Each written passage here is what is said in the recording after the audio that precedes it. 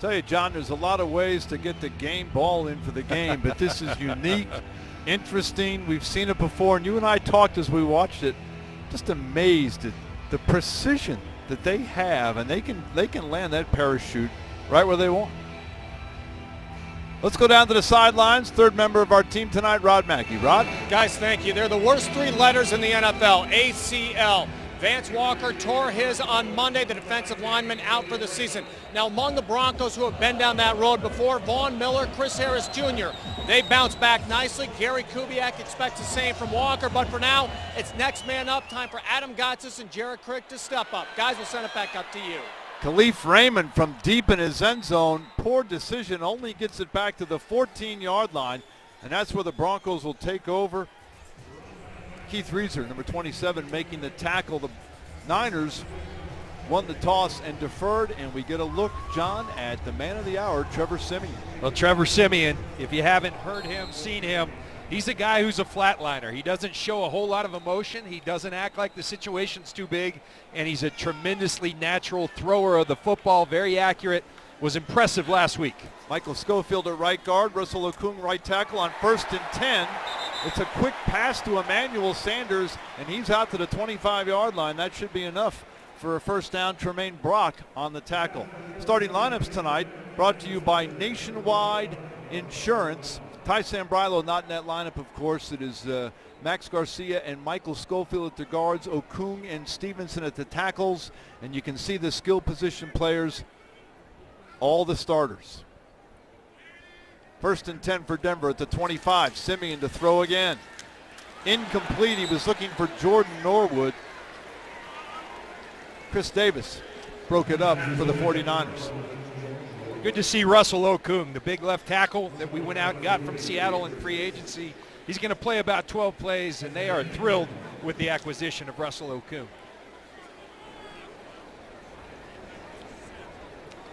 Broncos have it. 2nd down and 10 from the 25.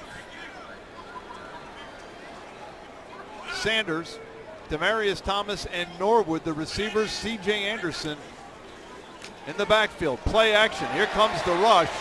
Siemian gets it away, and he's got Virgil Green. Green across the 40 to the 44 for a first down for Denver and a pickup of nearly 20 yards. Eric Reed and Antoine Bethea on the tackle, a first down for Denver. And this is a heck of a throw. This is the bootleg that is such a big part of Gary Kubiak's offense. He's got Ahmad Brooks breathing right down his throat, but he throws an accurate football to Virgil Green, who's really looked good as a receiving tight end thus far this season. Gain of 17. 1st and 10 from the Denver 42.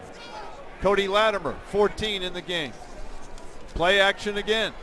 Siemian sets up the tight end screen to Green. Beats one man. He's out to midfield and into 49er territory at the 46 before he's run out of bounds. It'll be another Denver first down. Navarro Bowman ran him out. And here is the 49er defense tonight. A couple of their regulars are out, led by Mike Purcell on the line, the kid from Wyoming. Navarro Bowman, one of the truly great inside linebackers in the NFL. And then a veteran secondary led by Antoine Bethea. Antoine Bethea, a veteran and a very good player, but he just got his jockstrap left on the field by Virgil Green, who is showing himself to be a very dynamic tight end. C.J. Anderson, first run of the night across the 45 to about the 44. Bowman and Gerald Harris making the tackle. Ron, you got to love what Gary Kubiak, you've got a quarterback competition that's a true competition. Instead of coming out and having these guys hand the ball off, he wants to see them make decisions. So in each game, he's come out throwing the football. That's exactly what he's doing tonight. Siemian up to the task thus far yet again tonight. John, he told us the other day he wanted to see an aha moment from one of these quarterbacks. Maybe Trevor Siemian is showing him that right now. 2nd and 7, the handoff to C.J., not much there. Harris on the tackle along with Bowman. Short gain. It'll be 3rd and about 5. Keys to the game tonight are brought to you by Auto Nation. Well, you talked about that aha moment. Gary Kubiak said he's looking for that. He's taken everything into the equation. He's looking for that one moment from a quarterback to show him. The O-lines and D-lines, we've had some injuries, as Rod alluded to. Got to settle in there. And then they want a kick returner to emerge. They want someone dynamic at that position, and they're looking for it. 4 receivers in on 3rd and 5 from the Niner 42.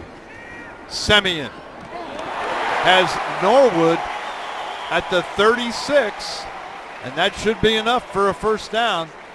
Jimmy Ward made the tackle along with Chris Davis. I spoke earlier about the poise of Simeon. One thing I love is his ball location. In this league, it's so finite. The athletes are so good. You've got to direct your receivers to the right place, and his ball is always in the right place. That needs to be low and outside. It's low and outside. A very accurate thrower of the football, and that's going to help Trevor Siemian out. Good looking drive by the Broncos. Simeon on 1st and 10. Here comes the rush, and down he goes. It was Navarro Bowman, who a year ago, as a flag is down at the Niner 22, Navarro Bowman was outstanding in that preseason game against Denver a year ago.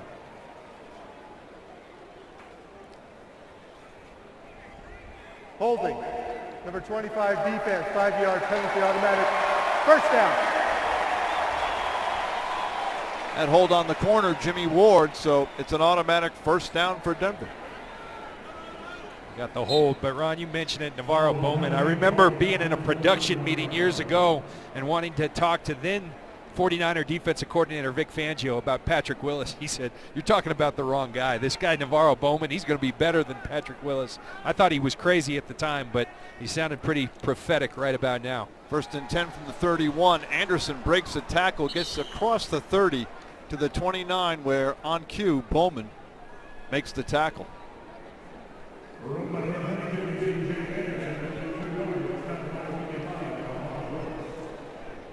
So Trevor Siemian, so far so good. He's just, you know, he kind of plays like his demeanor is, which is very calm, cool, and collected. You know, he had a tremendous learning experience playing behind Peyton Manning last year. He took notes, literally and figuratively, and I think it really helped him, showing tremendous poise. On 2nd and 8, Siemian has another completion. This one to Demaryius Thomas inside the 20. And that should be another first down. Tremaine Brock made the tackle. And you talk about a natural throw of the football. I think you can see it on the screen. The ball just comes out of his hand very nicely. It seems somewhat effortless, but it comes with tremendous zip, and it's always in the right place. And that's a great quality to have in this league. It's essential at the quarterback position. He looks good, and he looks comfortable playing with the ones. First down, it's Anderson, a big hole. CJ to the 5. Did they give it to him? Yes, touchdown.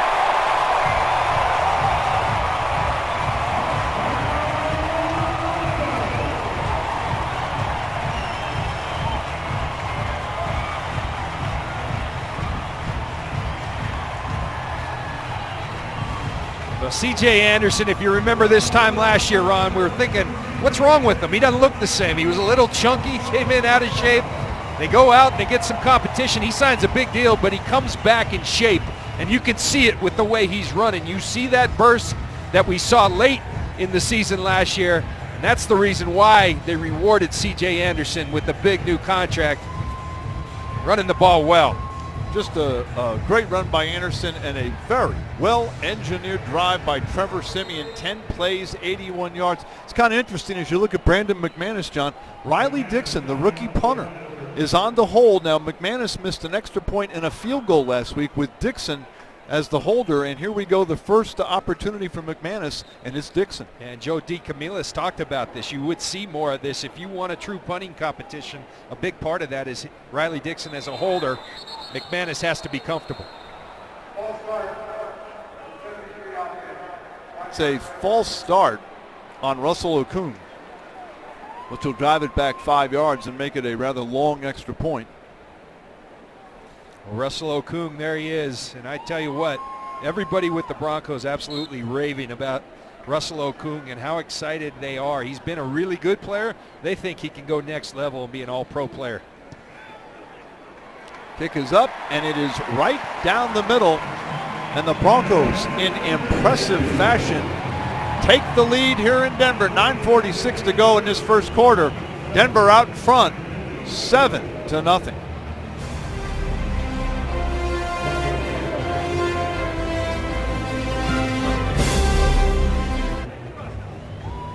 John, just like last week, the Broncos take the opening kickoff and really look good. Yeah, they're playing like a championship team, and I thought Trevor Siemian, probably the most impressive drive was the throw on the move with Ahmad Brooks breathing right down his throat. He threw an accurate ball, but very efficient, very professional drive by the Denver Broncos to start off the game.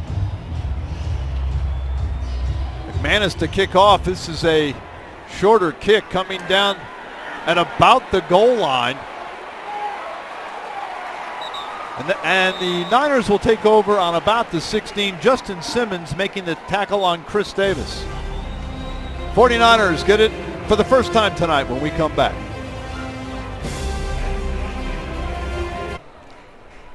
Good look at Chip Kelly, the new head coach of the 49ers. They're in a rebuilding mode, John. He's got a lot of work to do. He's got to first figure out his quarterback. Is it Blaine Gabbert who starts tonight, or is it the injured Colin Kaepernick who hasn't thrown for the past week? Yeah, you know, I think he really wanted to have a quarterback competition, but Colin Kaepernick's health has not allowed for that. And as a result, Blaine Gabbert struggled early in his career down in Jacksonville. Kind of resurrected it last year with San Francisco. Chip likes the way he plays. Gabbert in the shotgun. The handoff is to Carlos Hyde, and Derek Wolfe throws him for a loss. A loss of one. Derek Wolfe, who sprained his ankle just a couple of days ago. It looked bad. 2 days later, he makes the first tackle tonight. Gary Kubiak said he was fine, and he is, and here comes that fast-paced 49ers offense. 2nd and 11, Gabbert to throw. He's got the tight end, McDonald, and Bradley Roby with a great open field tackle at the 20 after a gain of 4. Here's a quick look at the San Francisco lineups. You recognize Zane Beadles right there. Veteran wide receiver group. Carlos Hyde, the third-year running back from Ohio State.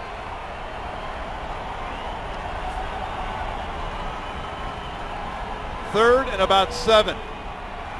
Gabbert under pressure, throws it away. He was looking for Hyde, but the Broncos were coming. Todd Davis. The Broncos coming, go figure. You know, Wade Phillips, he got very sensitive. He didn't like it, calling it blitzing. Call it whatever it is. It's pressure. Todd Davis coming right after Blaine Gabbert, and whatever it is, it works. And this Denver Broncos defense picking up exactly where they did off their 2015 championship season. Bradley Pinion to punt. Khalif Raymond deep along with Capri Bibbs. Raymond from the 37, and he's hit and he's down. Marcus Cromartie with a good tackle there. So the Broncos will take over in good field position. Great first drive for Trevor Siemian. Yeah, you wonder, is this the aha moment? I mean, showing efficiently driving the team down. They aren't real high-risk throws, but Gary Kubiak again comes out aggressive in his posture, letting Trevor Siemian work the ball down the field, and Trevor Siemian did not disappoint at all. One change for the Broncos, Michael Schofield now in there at left tackle. Russell Okung had that first drive, and that'll be it for him.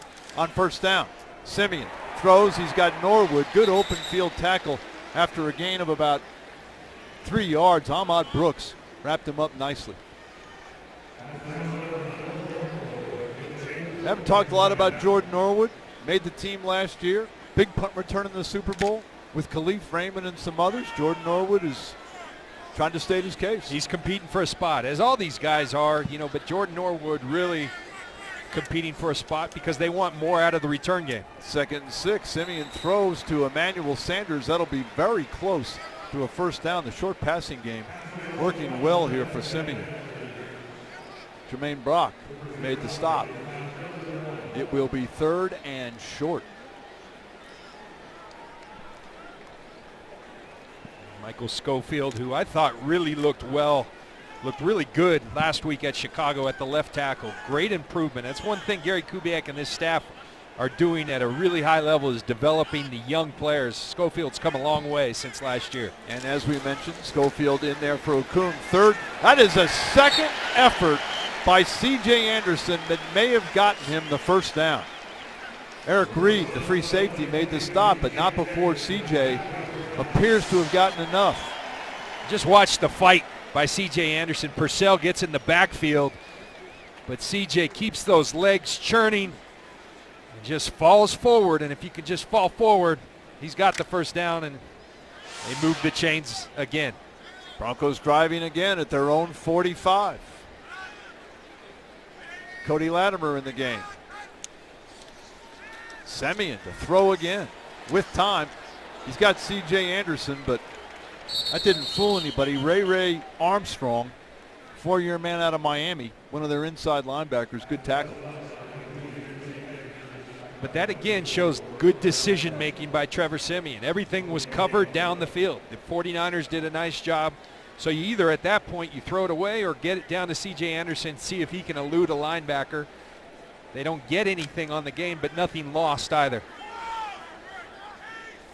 Schofield, Garcia, Paradis, Weems, and Donald Stevenson. The offensive line as C.J. goes across the 45 to about the 47. Garrison Smith wraps him up right there. It'll be 3rd and about 7 for Denver. I know Gary Kubiak well, and I know he and Rick Dennison would have liked more on that play, but they're loving this situation because this is where you make your money, where you make hay in the NFL at the quarterback position, 3rd down. And 3rd and longs, these are very tough situations. The Niners are a team that's known to bring a lot of different blitzes, coverages. So this is great work for Trevor Semien. Interested to see how he responds. Broncos 2 of 2 on 3rd down so far in this first quarter. Trevor has Norwood, and Norwood is down short of the first down. Chris Davis, a good tackle, and the Broncos will have to punt for the first time tonight. I'll tell you one thing Gary Kubiak's happy about, at least just for 2 series. No penalties. No penalties, which is a big improvement. You again see the accuracy. I think the only thing there, and you see Emmanuel Sanders at the top of your screen a little upset. He had the one-on-one. He wanted the ball. Semien chose to go to Norwood on the shallow cross. Britton Colquitt deep to punt. Bryce Treggs, number 1, deep for the Niners, and this one will be down inside the 10. Brandon Marshall and Will Parks down there to down it, and the Broncos have the Niners pinned deep.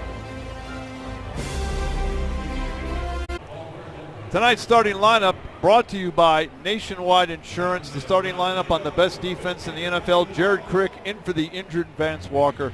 Just a shame what happened this week. Shane Ray in for DeMarcus Ware. The other 3 of the veterans, Todd Davis taking over the spot from Danny Trevathan. And there is the veteran secondary, Bradley Roby, in for Aqib Talib. The Niners starting at their own 9-yard line. Gabbert on first down. Throws to the tight end out to the 17, maybe the 18-yard line, goes Garrett Selleck. T.J. Ward made the tackle. It'll be 2nd and short. And Ron, you just mentioned we showed the starting defense, and it takes me back to that last drive in the 3rd down. Did they get the first down? No. But you know what they didn't do? They didn't make a mistake. And with this defense, if that's all you do is just not make mistakes, you're going to win a lot of football games. Carlos Hyde trying to get the first down, but Derek Wolfe along with Von Miller. Well, he ran into a brick wall of Wolfe and Miller. Well, that's exactly what Derek Wolfe is. He has taken his game to the next level. It happened at the end of last year. You watch him shed and make that tackle along with Von Miller. Those are 2 tremendous players for this Broncos defense. 3rd and 1 for the Niners. The handoff to Hyde. Derek Wolfe, Sylvester Williams, stop him. It'll be close. It's where they mark it. Pretty impressive shutout last week by this Denver defense. Yeah, shutouts in every respect, sacks, quarterback hits. What I loved most was the effort, the way, how hard they're playing. Do they have special players like Von Miller, Derek Wolfe? Absolutely. But they're playing hard, they're playing together, they're playing good fundamental football. 1st and 10 from the 20. Gabbert got the tight end, Vance McDonald. Darian Stewart has him at the 35-yard line. That'll be a gain of 15 and a first down. Vance McDonald is a really good football player that Chip Kelly is enjoying implementing into this spread offense of his. He's a guy that's 265 pounds and can get it, can run. Another one of these dynamic pass-catching tight ends, but he's 265 pounds as well. Carlos Hyde takes it across the 35 to the 37. Darius Kilgo, who's just into the game, was the first one to make the tackle. Vance McDonald had 2 catches for 54 yards last week when the Niners lost to the Houston Texans. Niners are not yet into their complete regular season hurry-up. They're in their preseason. Preseason hurry-up. Here's Gabbert. He was looking for Carlos Hyde. Brandon Marshall was with him step for step. You know, I think if Chip Kelly went that regular season hurry-up, his offensive linemen might revolt with this altitude. They might say, you come try to play at that pace. Oh. They got some big boys on that O-line. This right tackle, Trent Brown, one of the biggest human beings I've ever seen. I think they've got him at 6'7", 360. And they're lying because he's bigger. 3rd and 7 for the Niners. Gabbert has Selleck, but he'll be short of the first down. Chris Harris, just a fine tackle. Harris picking up right where he left off, and the Niners will have to punt. Yeah, you talk about the spread offense. One of the things the spread offense does in football today, you better be able to tackle in space, which is not easy to do. The Broncos do it better than anybody in this league. Great tackling football team. Chris Harris, a corner. A lot of corners say, hey, tackling's not my gig. I cover. He does both. Bradley Pinion to punt. Braylon Addison is already back there along with Shiloh Kao. Addison makes the catch at the 14, hangs on, and gets it across the 20, the 22. That was gutsy. That was gutsy. Guys trying to make the team. Broncos will have it for the 3rd time tonight when we come back. By CenturyLink. Tonight we spotlight the quarterback, Trevor Siemian. 2 years at Northwestern. He shared playing time with former Cherry Creek quarterback Kane Coulter in 2014, part of the academic All-Big Ten. Gary Kubiak told us a year ago how he found him. He was looking at film, playing a windy game. He said, who is this guy? He liked him, and now he's here. On a tape that the scouting staff gave to him that was under others. He was one of the others, and now he may be the starting quarterback for the world champion Denver Broncos. Siemian throws it out to Emmanuel Sanders. He's out near the 30-yard line. Tremaine Brock ran him out. Devontae Booker now in the game of running backs for Denver. And this throw doesn't look like a whole lot, but that's throwing an out route to the wide side. Again, the location.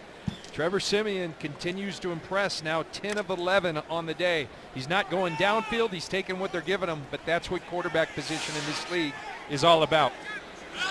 Great start for Siemian. 2nd down and 2. Here's the handoff to Booker. Booker's got a first down and more, running hard across the 40 to the 42-yard line. 13-yard gain, a first down for Denver, and a good run by Devontae Booker. Eric Reed made the tackle. You know, I watched the film last week, and Devontae Booker, we had heard so much about him. I had seen him at practice, and he impressed, but he was running nervous. He wasn't running with great confidence. He wasn't trusting his eyes. That run looked different. You never want to grade a guy too harshly on their first action because they're lost in the playbook. The nerves are high. You start settling in, then you get a true evaluation. 30 seconds to go here in this first quarter. From the 41, it's Booker again. Tries to get outside, but pretty much slipped and went down at the line of scrimmage. Michael Wilhoit touched him down.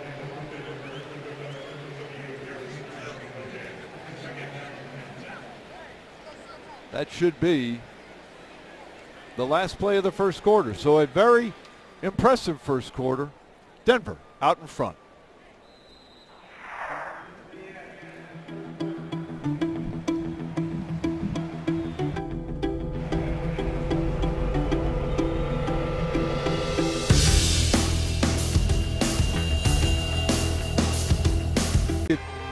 The Broncos draft choices You see a lot of talent there. Looks like they hit a lot of home runs, and it's very conceivable. Riley Dixon probably the one guy who's got the toughest fight, but the rest of these guys I think are making the roster and are going to play, you know.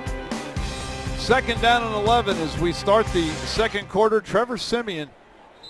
Navarro Bowman was showing blitz. He jumped into the neutral zone, and he drew a penalty. You know what happens too, though, when you're this deep of a roster. You know, everyone always talks about you draft the best player regardless of need. They really don't have any needs, so they could get a little position specific. Malik Jackson goes to Jacksonville. A guy like Gotsis is there. Paxton Lynch, you need your quarterback of the future, you go get it. Justin Simmons replacing David Bruton. So there was a lot of method to who they were drafted, and you can do that when you're already a very solid roster. Second down and 16, Siemian to throw, and it's picked off by Eric Reed. Reed's got a chance to score. Reed, touchdown.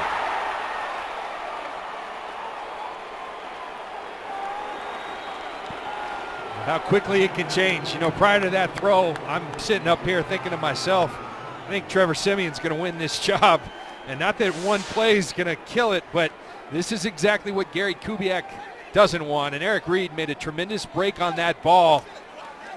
Good disguise, and just bluffs Trevor Siemian into that throw.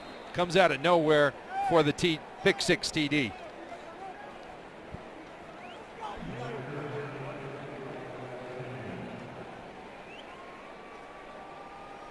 Siemian had a chance there to make the tackle, and Reed just jumped right over him.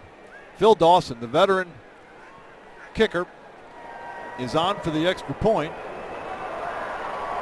and it is good. So as we were about to anoint Trevor Siemian, Not so Mark fast. Sanchez, you're up next. Broncos at the Jazz Aspen Snowmass Experience this Labor Day weekend in Snowmass. Enjoy great music from Stevie Wonder, The Killers, Duran Duran, and more, plus a special afternoon with Bronco alumni Jake Plummer, Brandon Stokely, Mark Jackson, and Carl Mecklenburg. For more information, go to jazzaspensnowmass.org. Well, the game is tied because of an interception return from Eric Reed.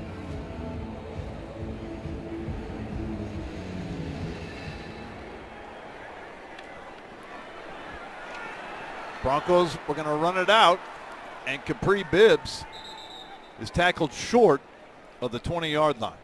Ron, we're going to go back and take a look at that Eric Reed pick and see what Trevor Siemian's seeing.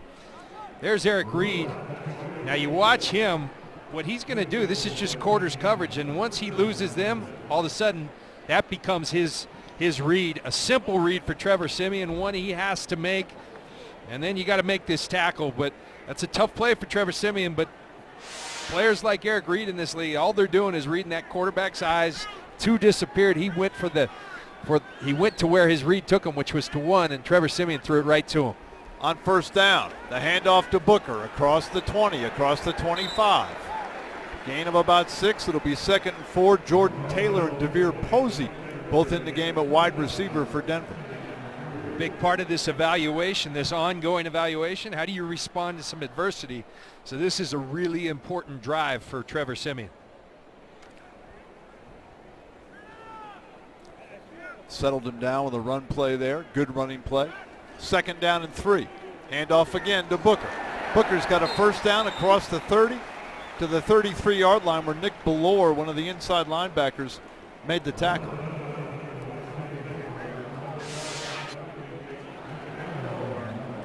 See the pit. And one guy to keep an eye on, Darian Weems. Ty Sombrilo, supposed to be that right guard, moving in from tackle and an injury last year. Sombrilo's been hurt. Darian Weems has come in and performed well at the right guard position. And I think Ty Sombrilo now has a battle on his hands for that right guard position. 3rd straight run for Booker. Gets a yard, and that's it. Bellore hit him first, and he's down at the 34, and the Broncos have a man down. It's Darian Weems, who we were just talking about.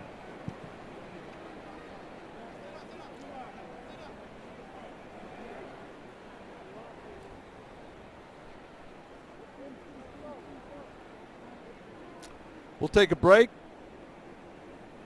Broncos and Niners tied at 7.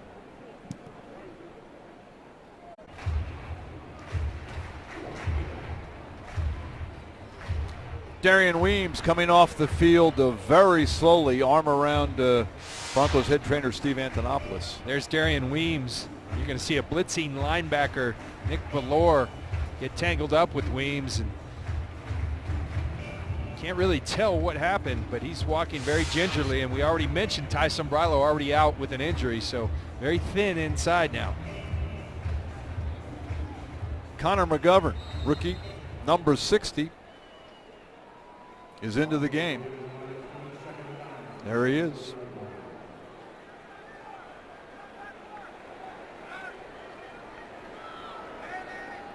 Second and 9 for Denver. Simeon overthrows Cody Latimer. And it's 3rd and long. Those are throws that Simeon's been making all through the preseason.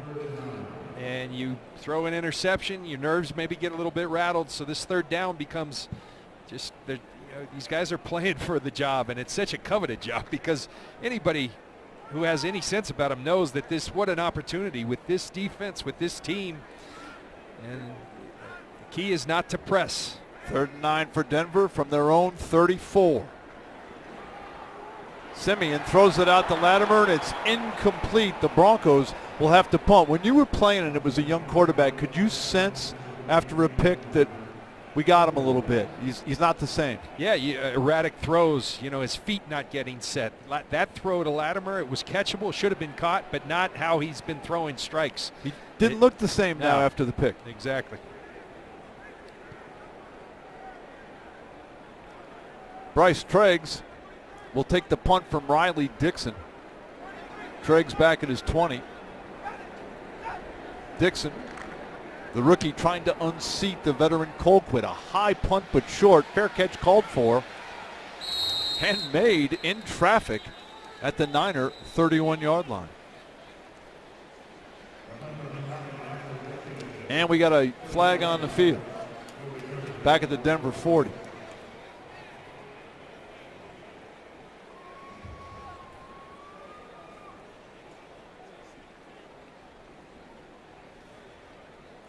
Downfield, number 57 of the kicking team. 5-yard penalty will be added to the end of the kick. 1st down. All right, here's tonight's trivia question brought to you by Longmont United Hospital. We are asking, John Elway and Joe Montana had the distinction of taking over the starting quarterback position from the same person. Who is he? John and I know him very well. Another hint, he was a teammate of mine my rookie year in Tampa Bay, 1993. There's a hint. On 1st down, Carlos Hyde gets it into Denver territory at the 47-yard line. Best run of the night as Todd Davis finally ran him out. Just a little bubble screen, a play that you see a lot in this spread offense of Chip Kelly's. Get the ball in good athletes' hands and let them run. 1st and 10. Gabbert with time right over the middle. It's incomplete. He was looking for McDonald. Let's go down to Rod Mackey. Rod? Okay, guys, update on Darian Weems, who you saw go down there. He was lining the field for a while. Sat up there saying he's being evaluated for a concussion. Send it back to you. Thanks, Rod. You had that. You told me in the break you thought he really got pancaked. And yeah, he did. He got it taken to him by Nick Valor. 2nd down and 10. Here's Hyde with a hole across the 40. Hyde all the way down to the Bronco 26-yard line. Shaquille Barrett finally made the tackle, but a flag back at the 48-yard line, so this could be coming back. I think they're going to get Shane Ray. He got a quick jump. Quick jump. Was offsides. The penalty is declined. Result of the play is a 1st down. So San Francisco trying to take the lead here. They've got it 1st and 10 Shane at Ray. the Denver 26. Shane Ray trying to get a quick head start there.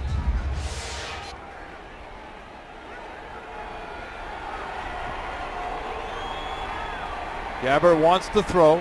Wide open.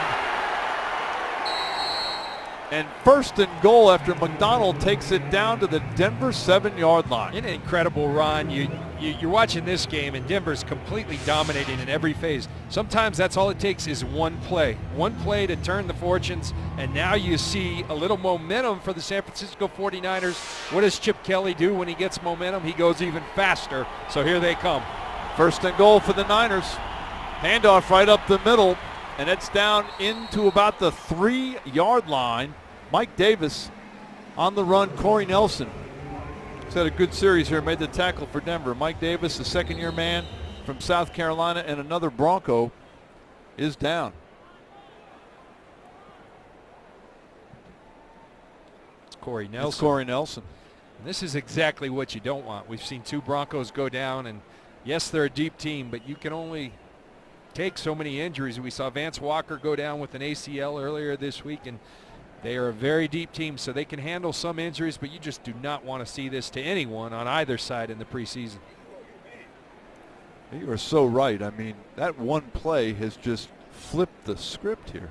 It really has, and that's what you got to know as a football player, as a football team, that, hey, I want to be that guy to make that play to change the momentum, to change the fortunes, and Eric Reed was that guy. Now the Broncos got to answer. Nelson being helped off. Steve Antonopoulos holding his right forearm. I really wonder sometimes, Ron, and I don't want to be one of these old curmudgeons like the way we used to do it. Go ahead, John. But you go to camp and they don't hit anymore. They did this week because they played the Niners. But I think you get in this action, your body's just not used to it. You don't get the reps, and all of a sudden you come hit someone, it hurts. A lot of old school football people will tell you all the time, they don't tackle in training camp anymore. You can't do it. You have to have some live action. Second goal for San Francisco. Hyde, the running back. He's got it. Touchdown. San Francisco takes the lead.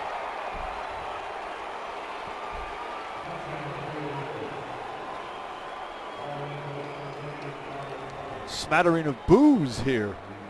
That smattering of boos because at the celebration, but Carlos Hyde should be celebrating. There's a gaping hole there. The presence of the quarterback run holds Shaq Barrett, and it opens a big hole. And the 49ers a little pep in their step ever since that Eric Reed pick 6 interception. Dawson on for the extra point.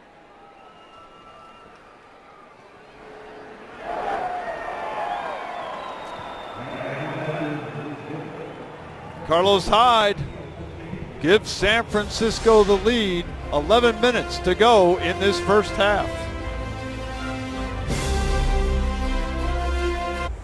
As you look at Mark Sanchez warming up, here's the answer to tonight's Longmont United Hospital trivia question. We asked Joe Montana and John Elway, each still penned the same guy. It was Steve DeBerg. In '79, they drafted Montana. Steve came to Denver in a trade in '81. They draft Elway in '83. Steve goes to Tampa Bay in '84, and they go get Steve Young. But Steve DeBerg, one of the all-time characters in this league. Oh, gosh. Really good quarterback, too. Played till he was 43 years old. I mean, that guy was the hardest worker. He would play hard and then work hard. He'd be in the next morning at 6 a.m. Played hard and worked hard. That was Steve. All right, the Niners have the lead. Khalif Raymond will bring it out of his end zone. And he's not going to get back to the 20-yard line. You know, I got to wonder, when the ball goes 3 or 4 yards in the end zone, if you're the special teams coach, do you tell them, don't do it? It's not, you know. What you're seeing now is you see Mark Sanchez come on. Everyone's hitting these high kicks and trying to pin people in. Mark Sanchez, 10 of 13 last week, looked really good, kind of like Simeon's night. Was excellent, had 1 interception that really hurt his chances. He's got a chance now with Simeon having turned the ball over to come right this ship and impress his coaches. Here's a toss to Booker. He cuts it up inside across the 20 to about the 22-yard line. Garrison Smith, number 78, on the tackle again. 4-yard pickup. All right, you never root against anybody, but Mark Sanchez has to think, here's my opportunity, right? No doubt about it, and I'm sure. And Mark is a class guy. He's been pulling for Trevor. but he understands what's at stake. He understands if he can come lift his team right now and respond the way what a great opportunity for him. Norwood and Latimer are the wide receivers. Booker remains the running back. Play action. Sanchez over the middle to a wide open Cody Latimer. First down for Denver out to the 46-yard line. Jaquowski Tart making the tackle for San Francisco, but Cody Latimer, who had a great game last week, with a big play tonight. And I love this play call. You've got a fired up 49ers team that's really starting to control this game. So when you got a fired up team, you throw a little carrot at them, let it jump on it. All the backers suck up, you throw right behind them. Great execution by Mark Sanchez, and Latimer continues to have a fine preseason. James Ferentz in the game at center. It's Booker, and he's out to midfield, maybe to the Niner 49-yard line. Nick Ballore made the tackle. Let's go down to the sidelines and Rod Mackey. Rod? Back-to-back series with injuries, guys. Corey Nelson goes down and out. He was holding his right forearm, as you saw him when he left the field. They're calling it a wrist injury. He was taken into the locker room. His status to return questionable. Thanks, Rod. So Darian Weems and Corey Nelson, both suffering injuries here in this first half. 2nd down and 6 for Denver. Sanchez to throw. Steps up. Now he's going to run it, and down he goes at the line of scrimmage. It was Tank Carradine who made the stop on Mark Sanchez. Now they brought the house. You're going to get a lot of non-traditional looks from the 49ers. Here they bring the pressure. Here comes the blitz. Bring a linebacker, bring a safety. Should have been a face mask. Sanchez holds on to the ball. Lives to see another down on 3rd down.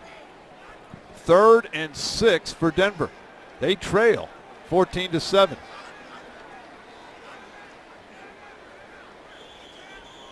And now we've got a whistle and a timeout taken by the Broncos. A 30-second timeout.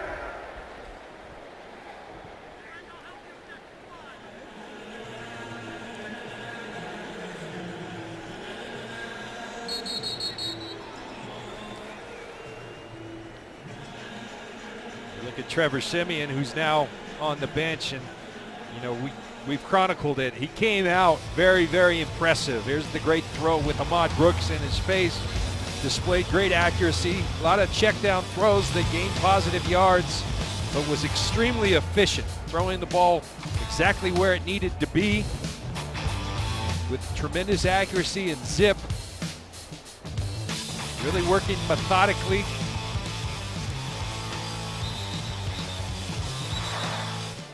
Then came that pick that turned around his night. From the shotgun, 3rd and 5 for Denver. Norwood, Latimer, and Taylor all in the game at the receiver spot. Sanchez on the sidelines, and Jordan Taylor comes down with it for a first down at the Niner 34. And there's a flag down. 15 yards we added to the end of the catch. You got to love this by Mark Sanchez. It's going to be a roughing penalty. Same thing happened last week. Danny Trevathan coming on a blitz. He knew he was going to get hit. He hung in there. It turned into a touchdown. Here he knows he's going to get hit. Hangs in there and throws a strike to Jordan Taylor. Guy who's impressed as well this offseason going into training camp. Eli Harold called for the roughing the passer. And I think Steve DeBerg might say, roughing the passer, really? They used to take me, spike me, and I wouldn't get a call. Is this what football's become? That's what Steve would say. Sanchez looking for all of it. He's got Latimer, and it's incomplete, but a flag down in the end zone. And it's going to be interference. But let's see if it's on Denver or San Francisco. 10-yard penalty. And it is on Still Denver. first down. Wow. Let's take a look, John. Let's see this develop. Cody Latimer working versus Reeser. And it happened earlier in the play. See if we can get another look earlier in the play, because the contact happened earlier. I thought Reeser had a hold of Latimer's jersey at one point. The back judge saw different. So the ball goes all the way back to the 29. Here it is earlier. And they Push see off. that left hand. Left Not hand. a whole lot, though. Sometimes they emphasize things in preseason. offensive PI is usually one, and then it goes away in the regular season. 1st and 20. Those last two calls, both of them kind of ticky-tack. From the gun, Sanchez looking for the home run ball again. But there was no one down in that area. Now, is that a miscommunication between Mark and his receivers? It looked like to me that's a route that you're reading on the run. Mark saw one thing, the receiver saw the other. He also had 43 barreling down on into his face. 43, Chris Davis. 2nd down and 20 for Denver, just inside the 49er 30-yard line. Here comes the pressure. Sanchez over the middle, and that's a catch down to the 20-yard line. That is John Phillips, the veteran tight end who's been hurt through a lot of this camp, but with Hireman out tonight, we've got a man down. It's Eli Harold for the Niners. Hireman's out. Garrett Graham's out tonight, so John Phillips may get a look. Great opportunity for John Phillips. He's a guy who's played in this league at the tight end position, and they're looking for that third guy at that tight end position. I tell you, I like what Sanchez is doing right now. Jim O'Neill, the defensive coordinator for the Niners, is bringing the house, bringing a lot of pressure, but I love the way he just stepped up in the pocket. He's standing in the face of the pressure and being very aggressive right there. Great play. 2nd and long, you want to get half of it back. There's Jim O'Neill, the defensive coordinator. Came from the Cleveland Browns.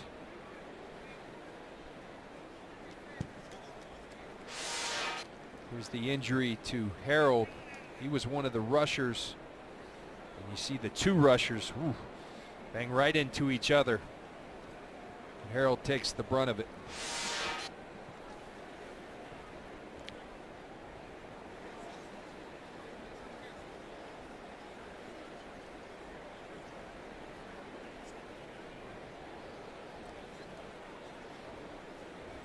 Dylan Day, number 55, and Kyle Roberts, number 66, both in now at the offensive line spot for Denver. So it's Roberts, McGovern, Ferentz, Dylan Day, and Michael Schofield. That's your offensive line on this series.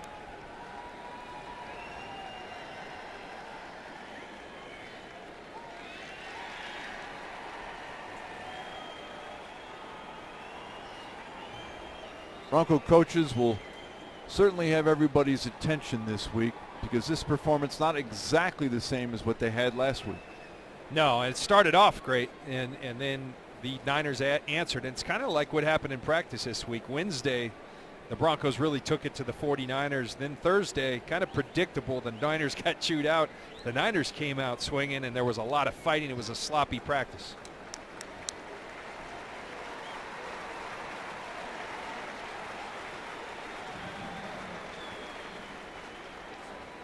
The Broncos Health and Wellness Expo is coming this Labor Day weekend. Get health screenings, join in sports activities, plus get an autograph from Bronco players, cheerleaders, and the mascot. The Broncos Health and Wellness Expo Sunday, September 4th at the stadium. It's completely free for the whole family. Eli Harold walking off with a little help.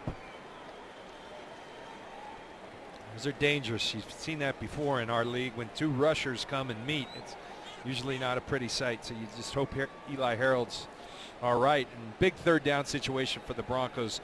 This is a tough situation for Sanchez because in the red zone, condensed space, 3rd and long, you got to be very careful with the ball. Want to stay aggressive, but also be smart.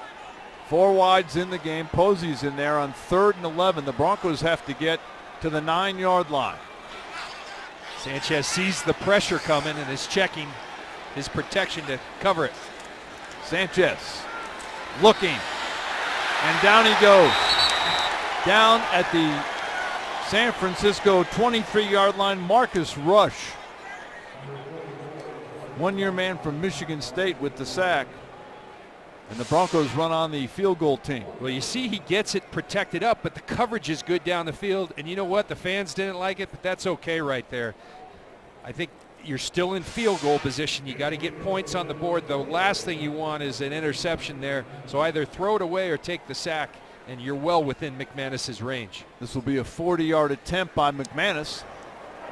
Riley Dixon on the hold, and the kick is up and good.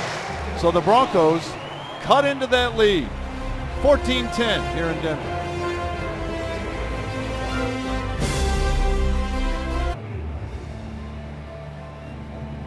Broncos get a field goal from Brandon McManus. It is now 14-10, and Mark Sanchez on that last play before the field goal just couldn't find anybody. Well, they're bringing the pressure, but just watch everybody down here. Everyone's covered. I think the one thing right now, either go up here or just get rid of the football, throw it away. But Mark Sanchez knows well within McManus's range. Let's get points on the board.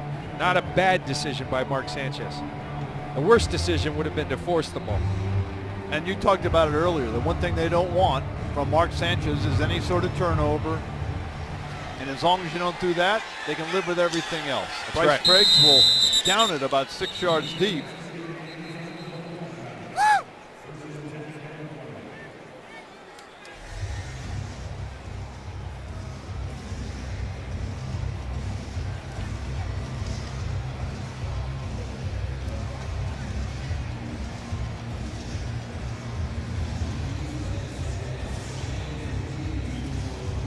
Number 6 is Jeff Driscoll. I thought we might see the well-traveled Christian Ponder. Maybe we'll see him later. But Jeff Driscoll, a rookie out of Louisiana Tech, their 6th-round pick.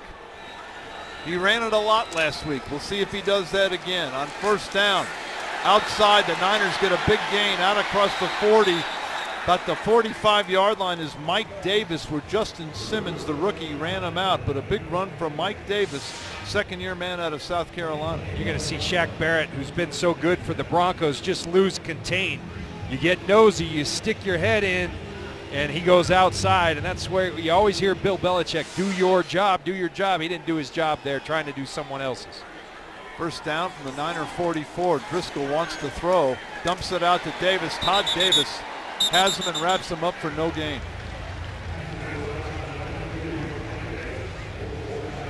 It's Driscoll from a week ago where those are the Louisiana Tech numbers. He ran it 5 times last week for 60 yards. Had a couple of completions.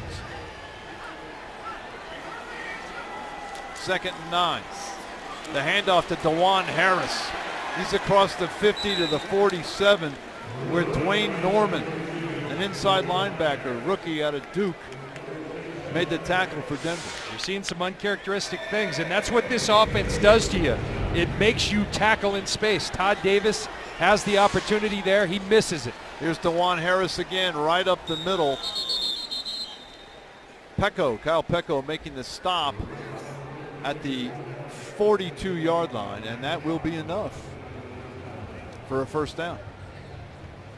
This pace they play at, the opposing team's defensive line, yes, Denver's used to the altitude. You're not used to playing this fast, and it gets the big boys tired. Play action. Driscoll to throw.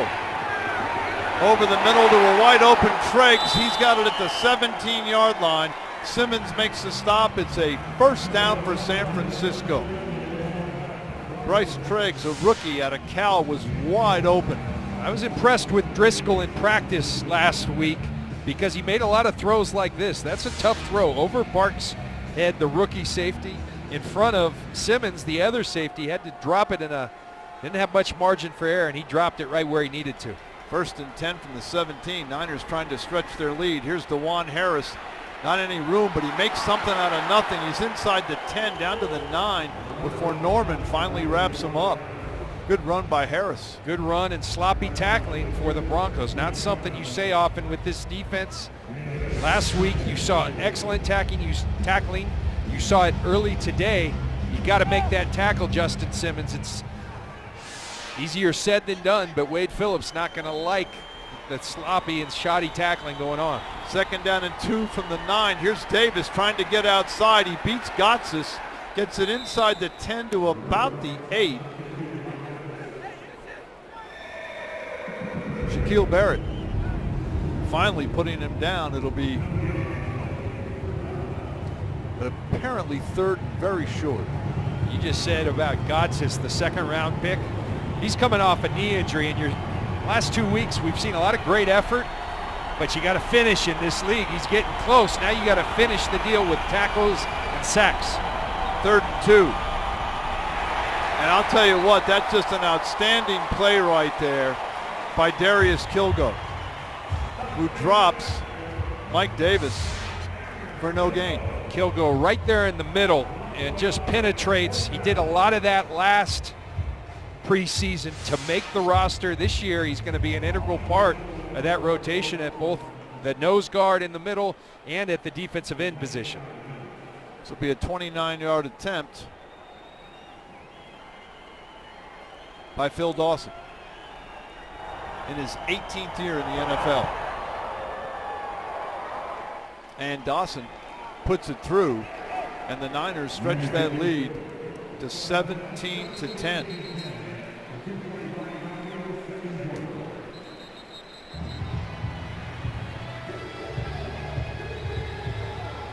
Got a couple more preseason games, and then the schedule starts. What a battle, a Super Bowl rematch. Yeah, the league always knows how to do it right. Why not play a little rematch? Carolina Panthers will be chomping at the bit. See Indianapolis, then you go on the road to a really good Cincinnati team. Tampa's improved. Atlanta here, going to that second half, playing a lot of the in-division games, and this is going to be an improved division, the AFC West. Kansas City really came on last year. Oakland, a team a lot of people are excited about, and rightly so. So no easy, getting that 6th division championship in a row is going to be tough for the Broncos. Do you still have a soft spot for Tampa Bay? You said they were improved. You still follow what they do? Absolutely. You mentioned earlier the Ring of Fame here. I'm going into their Ring of Honor as well this year, and so you're going into 2 Ring of Honors this year. Yeah, it's incredible. So what tremendous honor at both places. That's tremendous. Khalif Raymond will run this out from about 6 yards deep. He's hit at the 10, and down he goes at the 10. I just don't know the wisdom in running these kicks out from the end zone. Let's go down to the sidelines and Rod Mackey. Rod? Okay, guys, thank you very much. I'm here with DeMarcus Ware. We're trying to do an interview, but we're getting yelled at by the punter. Britton Colquitt saying we're in his way. We got to make sure that he's kicking the ball well and we're staying out of his way. It's good to see Britton on the field. I'd like to see you on the field, but you had said earlier in training camp, if this was the regular season, you'd be out there. So once the real bullets start flying, you'll be good to go? I'll be shooting like it's going out of style. Right. But, yeah, I'll be ready. They're just taking care of me for this preseason, making sure I'm staying in shape and getting my body right for a full season instead of, playing a half season. DeMarcus, much has been made with Peyton gone now. Who's going to be the leader on this team? A lot of people have pointed to you, but is it tough to do that when you haven't been able to get on the field, doing it from the sidelines? I think sometimes it's a little bit harder when you're out there playing because you can't sit on the sidelines and coach everybody else and do what you need to do. So right now, with me being on the sideline, I'm taking on that role of making sure the guys are doing what they need to do, making sure that their roles are intact, and it's been really good to see from the sideline standpoint of how leadership still can take a toll. And you're earning your money as a coach now because we heard, even Von Miller, Shaq Barrett, Shane Rain have all been saying that they're getting advice from you. Yeah, I've been coaching them guys up from the meeting room all the way to looking at them play out here on the football field. What type of technique are you using? What moves you need to use and how the team is going to attack you so you'll be a smarter player instead of just going out there just being an athlete. It's funny listening to these defensive guys. As good as you were last year, somehow the goals have been set to be better this year than last year. Realistic goal? I think it's a realistic goal of how consistent can we be every game. Putting up the numbers like we put up last year, but getting more turnovers. That's what football is about, especially playing on a good defense. How many sacks, how many big plays can we make? And that's when you start, getting good again. DeMarcus, enjoyed talking to you, but I'm looking forward more to seeing you back on the field. Thank you very much. All right, guys, we'll send it back to you. Rod, thanks so much. Mark Sanchez just hit Virgil Green for a first down. Good to hear from DeMarcus Ware. Yeah, good to hear that he's feeling good. He's a guy we love the coaching, but they need him on the field. He was tremendous last year. We are at the 2-minute warning. Denver trying to tie this up before intermission. Stay tuned during halftime for the 9 News Halftime Report. A quick look at today's headlines with news and weather from Colorado's news leader, 9 News. The 9 News Halftime Report brought to you by Hyundai Dealers. 2 minutes to go. Denver down by 7. They've got it 1st and 10 from their own 26-yard line. Mark Sanchez playing mostly with second teamers other than Virgil Green, the tight end. And speak of the devil, there is Virgil. He's got a first down across the 40 out to the 43. This week, Mark said to us in a meeting, Virgil has no fear. No fear, and he really likes throwing to him. And I think this is one of the most positive signs for the Broncos, because looking at the roster coming into the year, where are you going to get some production from the tight end position? And Virgil Green stepping up. Sanchez steps up, hits Devontae Booker. He's got it across midfield before he is brought down by B.J. McBride after a short gain. These 2-minute situations, so valuable to get them, because they win and lose you football games. At the end of halves, great football teams put points on the board. 2 timeouts for the Broncos. You see the clock running now as Sanchez gets it out to Jordan Taylor. He's got a first down at the San Francisco 42. Second catch of the night for Jordan Taylor. Rashard Robinson, 4th-round pick for San Francisco, drove him out of bounds. It's a well-thrown football by Mark Sanchez, exactly where it needed to be. That's thrown inside it out at all. It may be a pick. Mark Sanchez establishing a rhythm much like he did last week. Just stay away from the mistake if you're Mark Sanchez. Minute 24 to go in this first half. From the San Francisco 42, Sanchez to DeVere Posey. He's got it to the 35, where he is hauled down by Keith Reeser. Pickup of 8. Good job when you're in 2-minute situations. Talk to Brett Favre, who was one of the best. He said you just want to keep moving those chains. The time is there. Sanchez has completed 8 in a row. Here's the handoff to Booker. Tank Carradine's got him wrapped up at the 30.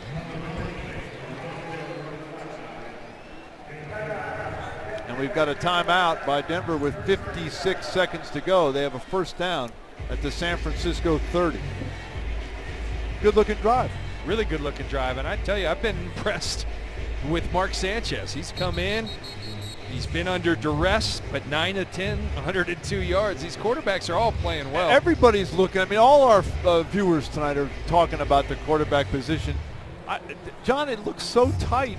Yeah. I don't know how you choose. I don't know what that aha moment, and I think ultimately there's not going to be one moment. It's going to be a collection. And Gary Kubiak, much like last year when he made the decision to go back to Peyton Manning, he's going to use his gut and trust his gut. He's got a real tough call. I've changed my mind 3 or 4 times about who's going to win the job.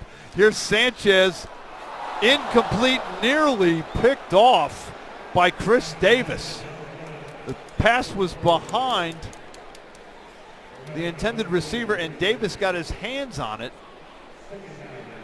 Couldn't haul it in. He got pressured and came the errant throw. I mean, that could have very easily gone the other way for a pick 6. You see him duck. He's been so courageous in the face of pressure. There he is not, and it showed with the accuracy of the ball. Second down and 10. This one to Norwood, a flag down, but Norwood's got the ball. He's out of bounds inside the 15-yard line. Davis and Marcus Cromartie knock him out. Let's see the flag. Get him for a defensive hold, so the throw will stand. For 33 defense. Penalty will be declined. Result of the play, first down. 45 seconds to go in the first half. Broncos have to be thinking 7 right now. Well, watch this throw. I mean, he drops just a perfect ball. Nice touch. See Norwood working in the slot. There's the hold on Jordan Taylor by 33. A little bit of a rub there by the Broncos. First down. Here's Sanchez. Steps up. Ball's loose. San Francisco's got it. First down, San Francisco. Nick Bellore came up with the football, and Sanchez, I believe, was hit from behind, John. The ball popped loose. You know, and this is just been kind of the history. He does so much well, but you got to hold on to that ball with 2 hands, and you got to hold on tightly. It's not just been interceptions, it's been fumbles throughout his career. And this is Gary Kubiak. He's got to be scratching his head saying, okay, someone, and maybe this gives you, if you're a Paxton Lynch fan, I'm telling you, Gary Kubiak will not count him out. He doesn't want to hurt him by putting him in too soon. But Paxton Lynch, I think now, gets an opportunity to try to do his thing and win it. Here's Driscoll from the gun. It's a screen and a fumble. Denver's got it right back. Billy Wynn's got the football. It's a first down for Denver. Billy Wynn, who's getting more time because of the injury to Vance Walker, came up with the loose ball. Billy Wynn comes up with it, but it's Zaire Anderson, who looks like he's shot out of a cannon. This guy finds the football. What a break on that ball and close on that ball, and then gets it out. Billy Wynn right there on the spot. Zaire Anderson continues to impress me. You know I loved him last year in preseason. He's always around the football, and he just made a great play. Mike Davis on the catch, Zaire Anderson on the hit, and Wynn on the recovery. Denver's got it right back on the San Francisco 15. Here's Sanchez throwing in the end zone. Incomplete. Taylor came up with it, but they ruled he was out of bounds. Mark Sanchez did everything right. He found the guy who's excellent on 50-50 balls. 50-50s are those throw them up, those alley-oops. Jordan Taylor, this is what he excels at.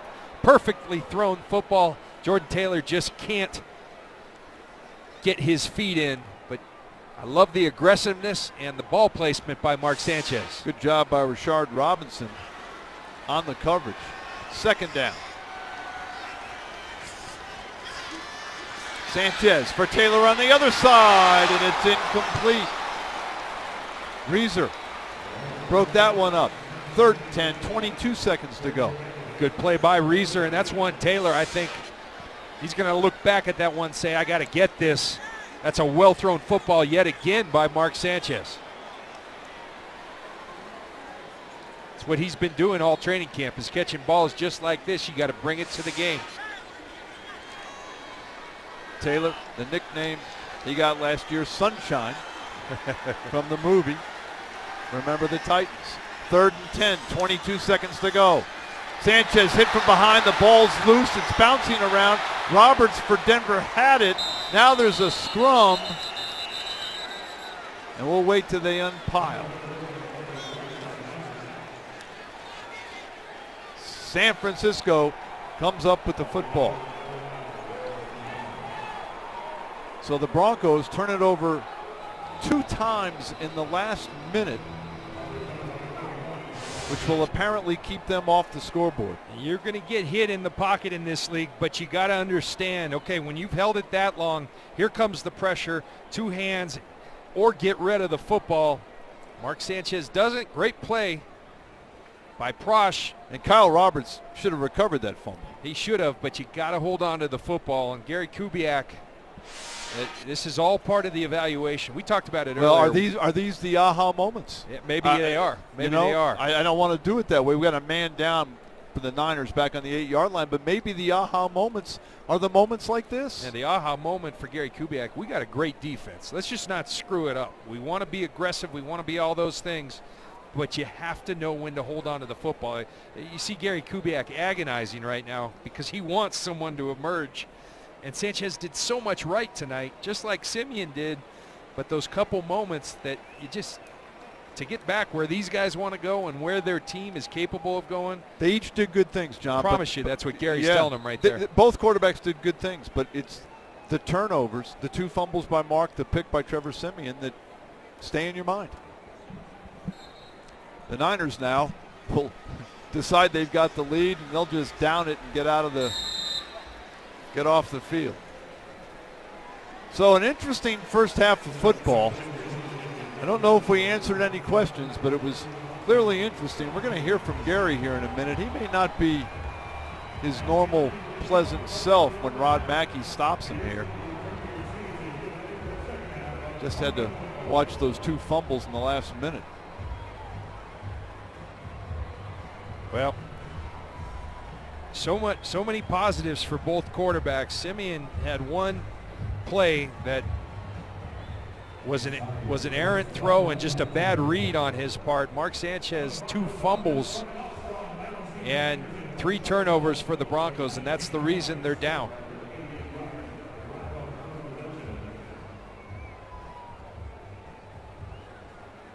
Well, those are pretty even numbers, really. The yards in favor of Mark Sanchez, but what's not on there are the 2 fumbles. The 2 fumbles, and I think we've lost Gary Kubiak because he's thinking about these turnovers, he's pulling his hair out. He decided to make a beeline into the locker room. We're at halftime. It's been an interesting first half. Not the same thing we saw a week ago, but Denver trails the Niners at the half. It's San Francisco 17, the world champion Denver Broncos 10. Halftime coming up next.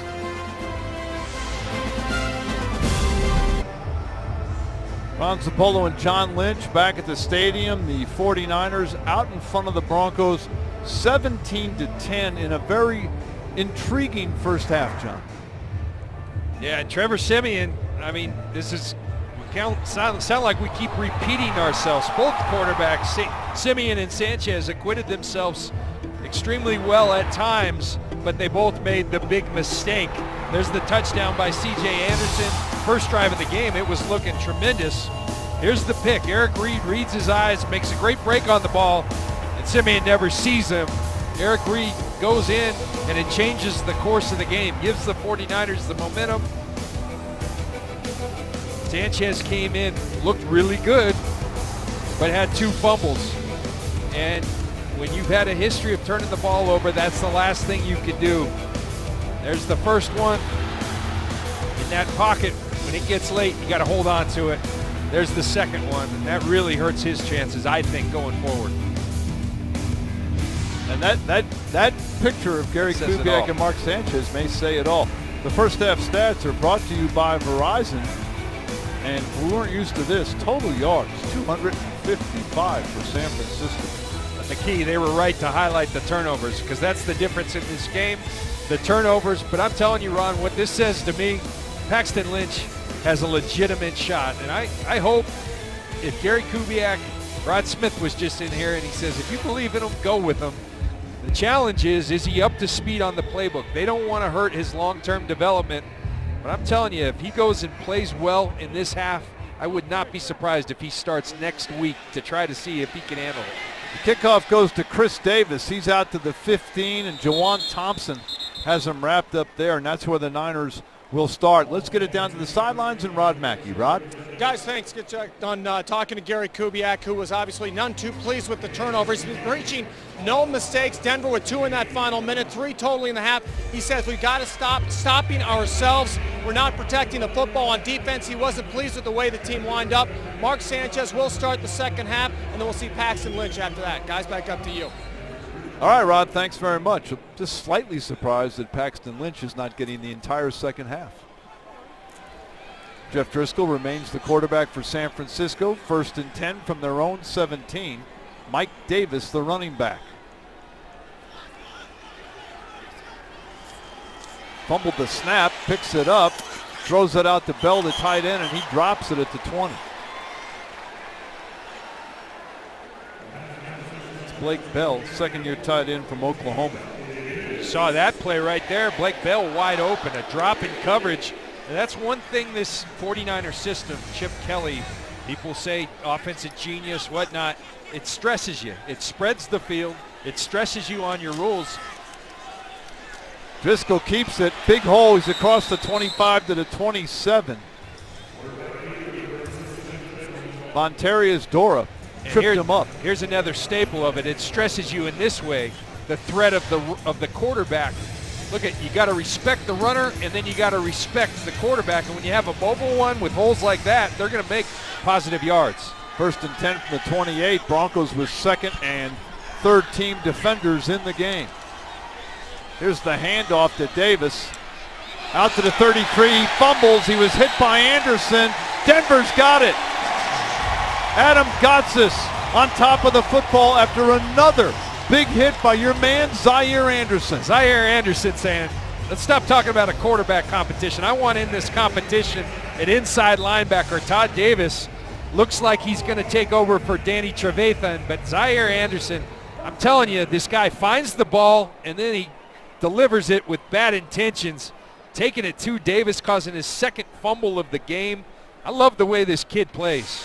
Mark Sanchez still in the game. 1st and 10 Denver at the San Francisco 34. Play action. Sanchez right over the middle, looking for Cody Latimer, and it's off the fingers of Latimer. The play action had the exact effect that you want. Pulled up the linebackers. Wide open receiver, and Mark Sanchez errant in the throw. 2nd and 10. Gary Kubiak, just wonder what he's, I don't have to wonder, I think I know what he's thinking right now. Sanchez to throw again. And that one over the head of John Phillips. And now you are hearing a few boos. Well, the one thing you can't do in this league is throw late over the middle and high. That usually turns into an interception, and very nearly did right there. Tell you that the turnovers just seem to have taken the something out of Mark Sanchez. And before they could get that play off, Denver will be penalized for a false start. 3rd down. It's on Dylan Day. Okay.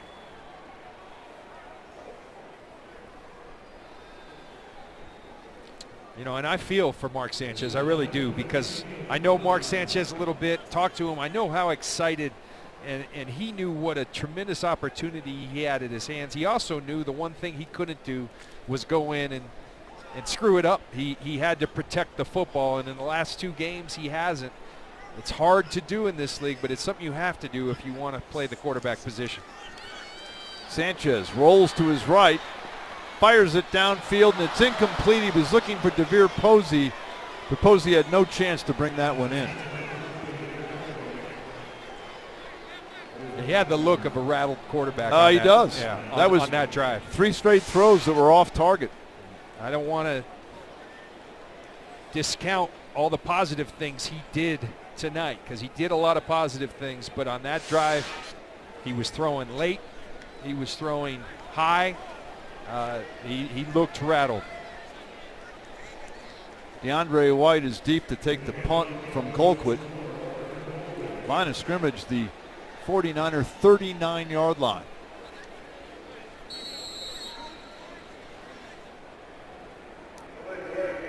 Defense. 5-yard penalty remains. 4th down. Broncos take a delay of game. Help the angle for Colquitt. Yeah, Coach Gary Kubiak Correction. a lot of things tonight. Penalty will be declined. Will be coachable moments next week. And I'll tell you what, that's not a bad thing for a team coming off a championship. They're feeling really good about themselves, and rightly so. Not only on what they did last year, but what they did in the first week, what they did in their practices against the Niners. It's good to get a little dose of humility every now and then. It's a lot of things to work on. Fair catch called for by White, and he makes it at the San Francisco 11-yard line. So San Francisco will have the ball for the first time in this second half. Actually, the second time. Be more proud of number 47, my partner, and there's some of the great highlights. One of the hardest hitting safeties to ever play the game. He is going into the Ring of Fame this year, not only in Denver, but in Tampa Bay, and the Hall of Fame will be next. John Lynch, one of the truly great defensive players to ever suit up in the NFL, and an honor that is very well deserved. Congratulations. Yeah, thank you. I couldn't be more proud to be going in with Simon Fletcher and Jason Elam, join all these other great names. It's a tremendous, tremendous honor. Jeff Driscoll has it on 1st and 10. The handoff is to DeJuan Harris. He's out to the 15, about the 17-yard line. Adam Gotsis making the stop. Hall of Fame's next. You're going to get there. We'll see. You will. You will. I want to get there with Pat Bolin. How about that? Yeah, you know, we'll get into that. It's a shame this week that I think we're all disappointed that subcommittee did not nominate Pat. Here's Harris again. Tries to get outside. Gets by one man, but then down he goes. at the 18. Gotsis again. He's active. Gotsis is active, and you can see why they liked him so much. You talk to Gary Kubiak and the scouting staff. Gotsis, you see him 99. He's going to get in that backfield. He's got great chase ability. This guy played Australian rules football growing up. 3rd down and 3 for San Francisco. Dakota Watson, and he beat his man. He's at the quarterback, and along with Will Parks, he's got the sack. Parks and Watson meet at Jeff Driscoll. Well, we sat with Gary Kubiak the other day, and Gary Kubiak, when he mentions someone, he does it for a reason. He said, Dakota Watson, he's going to help us. And so Dakota Watson continues to help himself and his chances of making the roster. He's working against the left tackle and just blows right through him, along with Will Parks meeting at the quarterback. Well, he got a great jump. That's sacks in each of the first 2 games for Dakota Watson. Pinion will punt. Khalif Raymond makes the catch and walks out of bounds at the Denver 33. 17-10 49ers. The Broncos quarterback of the future, Paxton Lynch, is on the field for the first time tonight. You see the numbers there. Collegiately, he was 6 of 7 last week, and he looked good. Threw for 74 yards. He is the quarterback of the future, but as George Allen once famously said, the future is now. Maybe it is in Denver as well. From the 33, the handoff to Ronnie Hillman in the game for the first time, and Hillman goes for 11 yards and a Denver first down. Marcus Rush makes the stop. A good run by Ronnie Hillman. A great surge by this offensive line. McGovern, the right guard, opens up a big hole. And Ronnie Hillman, I tell you what, everyone's kind of counting him out already on this roster. Every time he goes and runs, he's productive. He was the leading rusher last year. He finds the hole, he hits it. Yeah, he might be too small. He doesn't play special teams, but he runs the football real well. He's going to be hard to displace from this roster. Yeah, somebody will not be here in a few weeks that can clearly play in the NFL from that position. And I would think there's a lot of teams out there that needs a running back that if they aren't interested, they should be in a guy like Ronnie Hillman. 1st and 10 for Denver from their own 44. Paxton Lynch should have the rest of the night to himself. It's the handoff to Hillman. Gets outside, gets it to about the 47 after a gain of 3. Here's Paxton Lynch from a week ago. What I like, he's 6 feet 7 inches tall, but it's a very quick release. Sometimes with taller guys, very elongated, takes a while. Not with Paxton Lynch. He's quick twitch. That's a big-time throw right there to outside the numbers. And then you combine this athleticism. He's got a tremendously awesome skill set, and he showed it off last week. 2nd down and 6. Lynch is yet to throw. Now he will. Incomplete. He was looking for John Phillips, and the pass was overthrown. Tried to make a real tough throw, rolling to his left. He had coverage, tight coverage on Phillips. He tried to thread it in there. A dangerous throw by Paxton Lynch.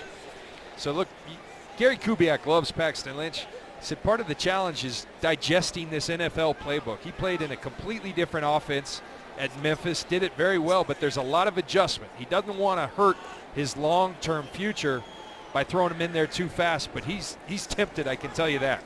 On 3rd down, here comes the rush, and down goes Lynch. Garrison Smith with the sack, and the Broncos go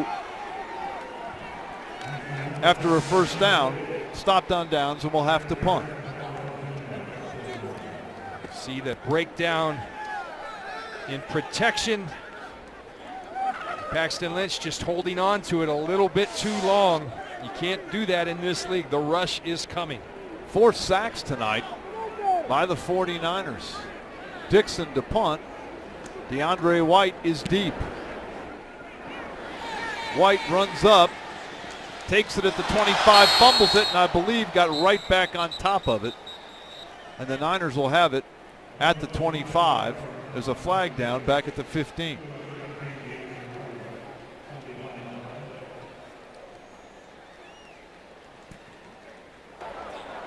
We have a player out of bounds on his own during the kick. The 5-yard penalty will be added to the end of the kick.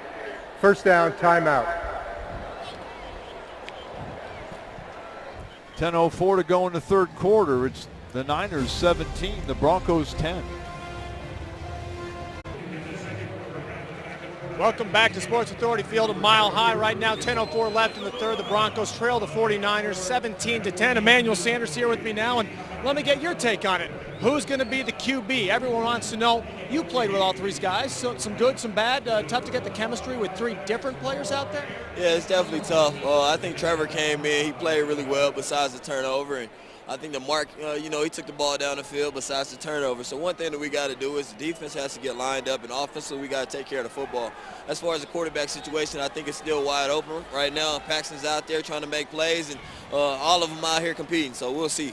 How different is it for you? I mean, last year you knew you were locked in with 18, then you got Brock coming in. Now it's been a mystery for everyone, including you guys. Yeah, it is a mystery, but at the end of the day, we got adversity that we got to overcome. We don't know who the quarterback is, but that's what the preseason is for. Last week, all three of the quarterbacks played well, and today, both quarterbacks got turnovers. So we'll see how the game goes, and we'll see who the starter is next week, and we'll just keep progressing. Interesting week of practice here. We had the 49ers here, so we had a couple fights. And there was one fight among Broncos. You and Chris Harris Jr. mixing it up a little bit. What's up with that, E? Yeah, it wasn't a fight. It was more of a scuffle. But that happens. Intensity is high in training camp. I've been going against it for the past 2 weeks, and it got a little intense. But, it happens. We made up. We're back being the teammates, trying to be leaders on this team and trying to win another championship. You ready to start the season, or are you glad you got a little bit more work still to fine-tune some things? Of course. We got 2 more weeks. Next week is going to be a big test for the first-team offense. We're going to play all the way up until the half, and we'll see how it goes. But we're just trying to keep getting better. Very good. We'll see you on the huddle. Thanks, E. All right, thanks, Rod. All right, guys, back up to you. Rod, thanks. Emmanuel Sanders, I like him. He's outspoken. He has something to say. Oh, he's great. He got tired of Chris Harris holding him, right? He's got the heart of a lion, that guy. And I tell you, it's lucky Gary Kubiak, the coach at University of Washington, he had a great consequence for fighting amongst teammates. He made them walk around practice holding hands afterwards. So could you imagine Emmanuel Sanders and Chris Harris holding hands, walking a lap? Pinion the punt to Braylon Addison, who calls for and makes the fair catch after he fumbles it. He recovers his own fumble at the Denver 23.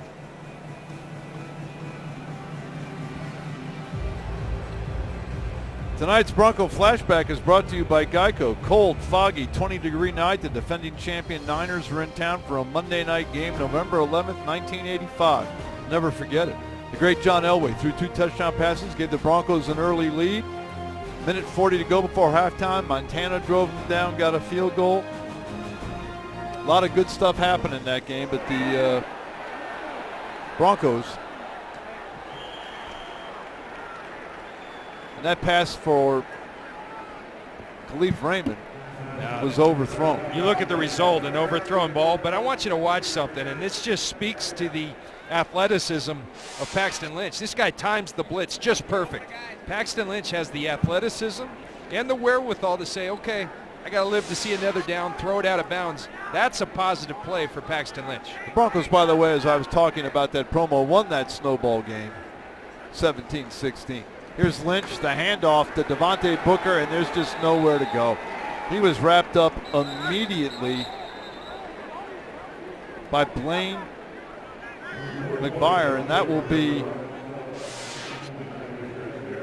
a loss for the Broncos. And they're getting beat up front right there. Michael Schofield gets walked right back into his own running back, and you got to start controlling the line of scrimmage. And this is the problem with Paxton Lynch's opportunity. He's not playing with the top guys, and so it's hard to really evaluate him, but put him in a tough situation, see how he responds.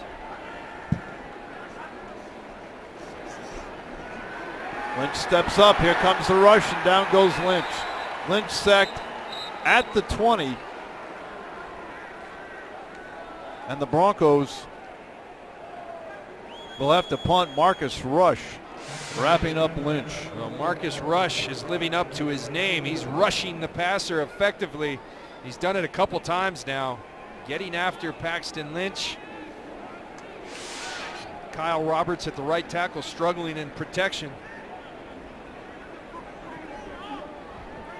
Kenneth Acker is deep to return the punt of Colquitt. Acker will let it bounce, and Denver will down it at the San Francisco 43.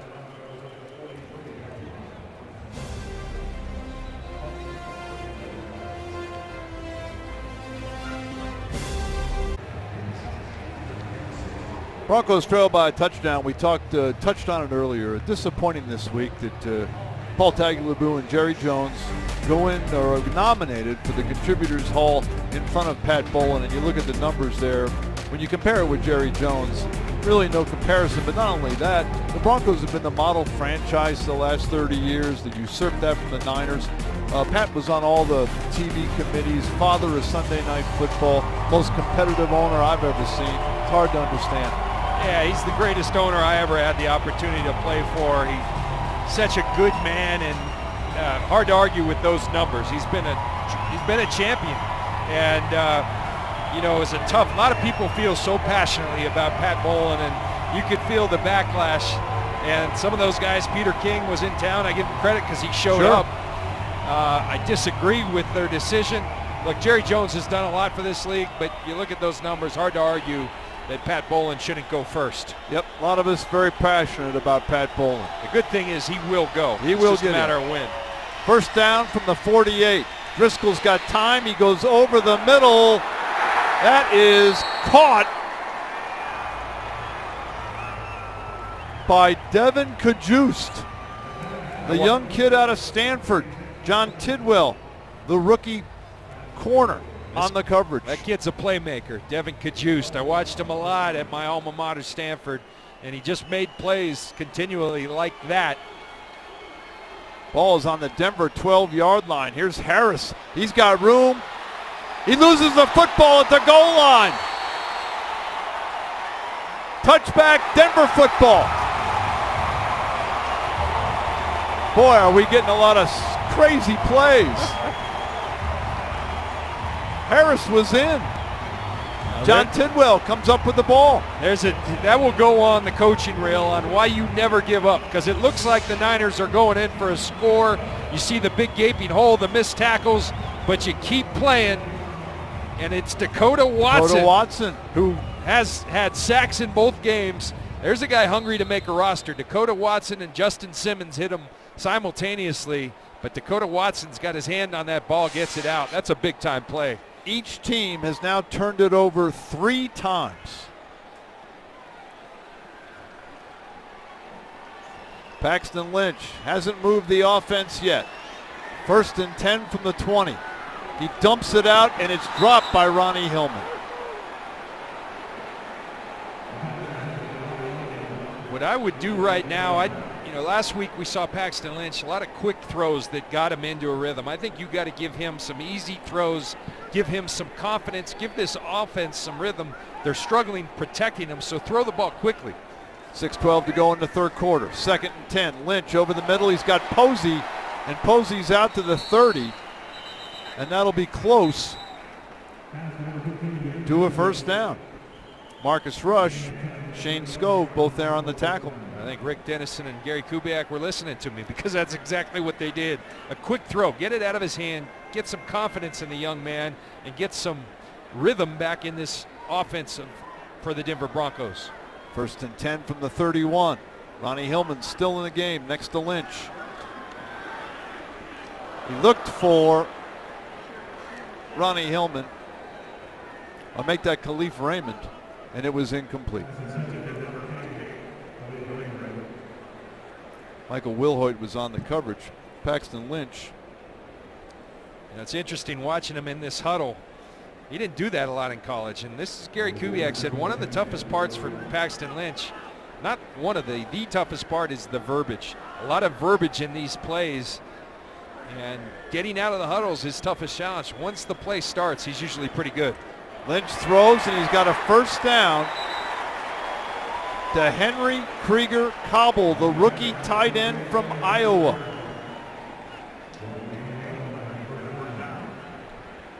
Kenneth Thacker on the tackle. It's a first down for Denver. Look at their own 42. Decisive decision, but nice decision by Paxton Lynch, and delivers a strike. The flag down as Ronnie Hillman goes up the middle to the 45. Flag on the play.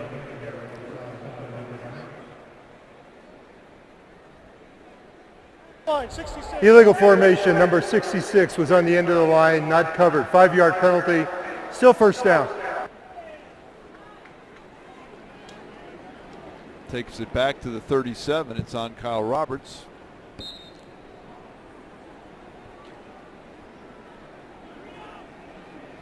Eight penalties for 45 yards against the Broncos.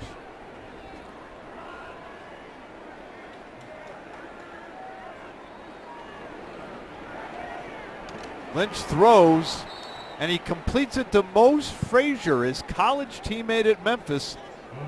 It's about a 5-yard pickup. Mose Frazier's first catch. Nothing like a little home cooking to get That's you right. feeling good. And he finds his college receiver, as you said, Mose Frazier. They're very familiar with each other. There's nothing wrong with that. When you're struggling to get some rhythm, go to something you know where Mose Frazier's going to be. He threw a dart right into his chest. Frazier, Khalif Raymond, and Jordan Taylor are the receivers. Capri Bibbs checks into the game for the first time. Lynch throws for Frazier, and it's incomplete. Good coverage by Rashard Robinson. You've said that a couple times with Rashard Robinson. He's had a nice game. It's good coverage. Capri Bibbs tries to go low there. Really nice play, and he's been there all night. Number 3 of 10 on third downs tonight. Rashard Robinson, their 4th-round pick out of LSU. 3rd and 10.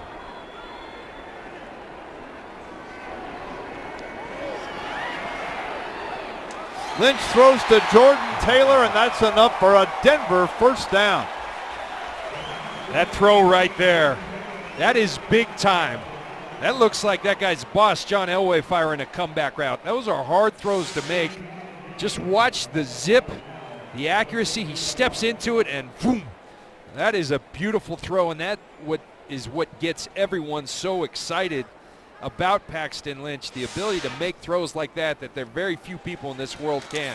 Ronnie Hillman up the middle. He's inside the 40, down to about the 38. Michael Wilhoit, the inside linebacker, on the stop after a gain of 5. 3.5 minutes to go in this third quarter. Paxton Lynch trying to rally the Broncos here. They trail by a touchdown.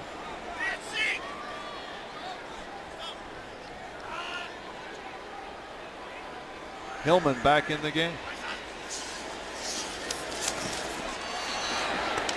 That one is incomplete. Jordan Taylor tried to get it, but Dante Johnson was right there on the coverage. It's one thing Paxton Lynch will learn in this league. Everyone's a top flight player, and so in college probably could get that in on a lot of corners.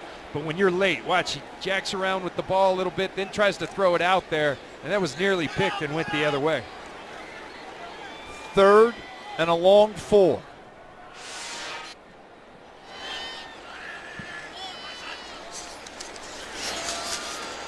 Lynch going down the sidelines, and it's incomplete.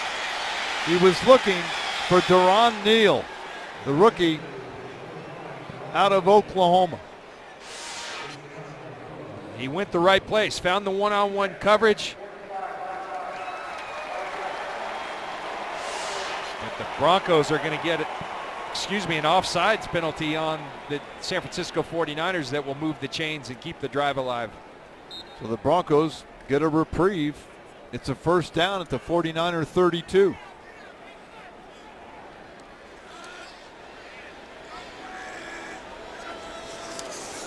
The handoff to Capri Bibbs.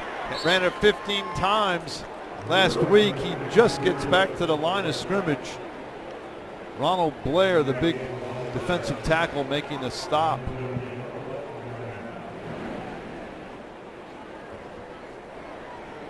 No gain.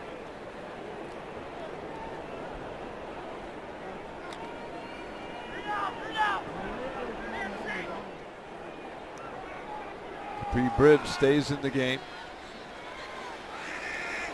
Raymond, Posey in the wide receiver spot. Lynch is hit and gets away. Lynch scrambling down to the 22, close to a first down, and that's in a little evidence of what Paxton Lynch can do. I'll tell you what, Marcus Rush has had a fine game, but you can't really coach that right there. That's just tremendous athleticism, strength. Probably held the ball too long. But you know what? John Elway told him, Gary Kubiak, let your instincts take over. He lets his instincts and his talent take over. That's a grown man. He just kind of shoos them and then high steps out of there and gets positive yards. Tremendous athlete this kid is. That kind of looked like his boss, too, back in the day. We don't want to get ahead of ourselves, but there are some similarities. Got a timeout on the field. It's the one thing that, you know, he has not been afraid to do throughout camp is pull it down and go. We'll take a break. Broncos driving. All right, Broncos have it. 3rd and 2. The handoff outside is to Capri Bibbs, and Bibbs has a 1st and goal for the Broncos. Prince Charles Iwara, their 7th round pick, ran him out. But Capri Bibbs got it done. And he gets it done despite penetration by the 49ers, who are winning up front. That's on Capri Bibbs. He sees the hole and then has the speed to take the outside and get positive yards. 1st and goal from the 8. And this play will be stopped. Lynch throws to John Phillips for a touchdown. I thought I heard a whistle, maybe not. There were whistles, but maybe they were from the stands. And Paxton Lynch kept playing. That's the important thing, and makes an incredibly athletic play and throw to John Phillips for the touchdown. And I love, he's showing a little juice. He's showing a little fire here, and that will win his teammates over. Watch this. Fakes the throw like he's going to run, then drops it in there. That's a great play by the rookie from Memphis. Gary Kubiak's got a tough decision on his hands. Well, that's why they pay him the big bucks. He made a tough one last year, and it took him to a championship. And the Broncos have tied it up.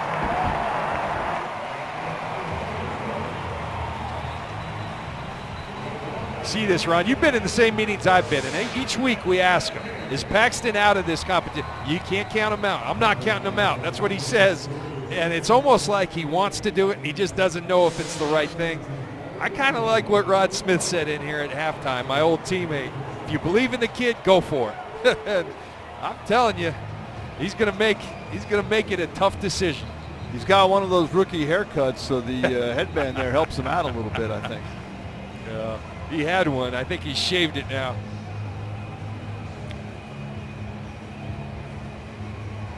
So Paxton Lynch rolls out and finds John Phillips and ties it up. The situation is so fluid. I sound non-committed. I mean, you look at Simeon played so well, made one mistake. Now you're not going to, take him out of the competition because of the one play. Mark Sanchez struggled holding on to the ball. That will hurt his chances. But I think what I knew with that one mistake for Simeon is now that gives Paxton Lynch the chance. Is he doing enough to give Gary Kubiak further pause that, hey, I want this, coach? DeAndre White driven back about 7 yards deep. He will down it. Let's go down to Rod Mackey. Rod? Okay, guys, talking about Paxton Lynch, you see his due there. Tim Tebow's Friars talk, I think, is always going to be my favorite. But the Broncos receivers, they got some good ones this week, or bad ones, depending on how you look at things. It's a team tradition, free dues for all the rookies. The rat tail on the back of the head from Connor McGovern, pretty much my favorite. Riley Dixon had a mustache with glasses. Even Paxton Lynch, who you just saw throw that touchdown, tweeted out, "I couldn't run long enough, Mama. I'm sorry," as he got the haircut. The rookies will get to shave their heads after this game, and then I guess we'll have a bunch of bald Broncos. Guys, back up to you. All right, Rod, thanks very much. The well-traveled Christian Ponder now into the game at quarterback for the 49ers as Kelvin Taylor, their 6th-round pick, carries the ball out to the 30-yard line where Billy Wynn makes the stop. Ponder even had a cup of coffee here. Tough duty for Ponder. I mean, he just comes in. This is Chip Kelly's system. It moves fast. There's a lot to it. Tough for Ponder to come in and play this week against this defense. There's the handoff again to Taylor across the 30 to the 32. Couple of yards. Wynn got him again. Yeah, Thad Lewis tore his ACL last week, so they called Christian Ponder, and here he is. See this 2011 draft, and 3 of those of the first 2 rounds, quarterbacks selected in the first 2 rounds are right here on the 49ers roster with Gabbert, Ponder, and Kaepernick. 3rd down and 2. Ponder throws for a 1st down. He's got Jerome Sampson, the veteran. John Tidwell makes the tackle. 1st down. Jerome Simpson, been around a long time, played mostly with Minnesota.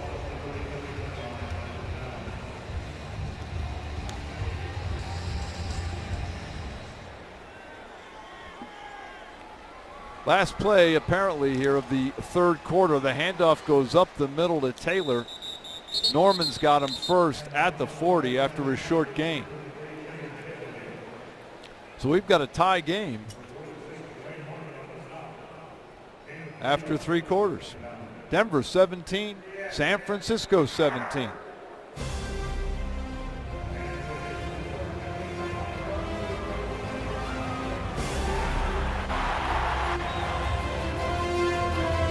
Join the Broncos at the Jazz Aspen Snowmass Experience this Labor Day weekend in Snowmass. Enjoy great music from Stevie Wonder, The Killers, Duran Duran, and more.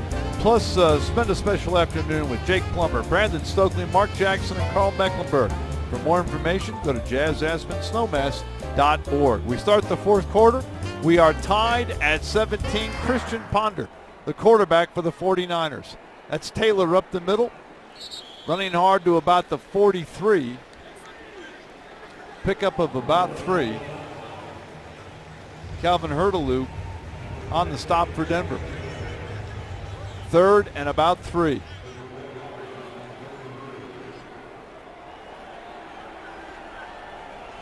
Ponder to throw. He's got Simpson. He's got a 1st down. John Tidwell made the tackle, but they'll mark it at the 49-yard line. Christian Ponder, who only been here less than a week, says let's not make this too difficult. Throw to the open guy. He's finding the one-on-one coverage and throwing nice catchable balls, and he continues to move the chains. They have a competition as well. Colin Kaepernick is injured. Blaine Gabbert played most of last season. Ponder going deep down the sideline for Simpson. Tidwell was there running stride for stride. It's incomplete. We were showing all the Bronco haircuts. When you were a rookie in Tampa Bay, did you ever get the rookie haircut? No, and thank God, because I was telling you at break, I was all right with singing. I'd carry your pads. I think I might have fought before I got my hair cut, but I've seen that too when a rookie tries to fight. They usually get taped to a goalpost. I was going to say, you make it harder, don't you? Yeah. 2nd down and 10. Here's the handoff to Taylor. He's across the 50 to the 48. Darnell Sankey in the game, number 49 on the tackle. 3rd and about 7. Yeah, it used to be worse. Way back in the day, the hazing was much worse. Now, you get your hair cut. Worst part for me was every day at the Waffle House or Krispy Kreme. Every day. On 3rd down, Ponder's got time over the middle to DeAndre White. He's got a 1st down to the 35. Shiloh Kao puts a shoulder into him and knocks him down, but it's a 1st down for the 49ers.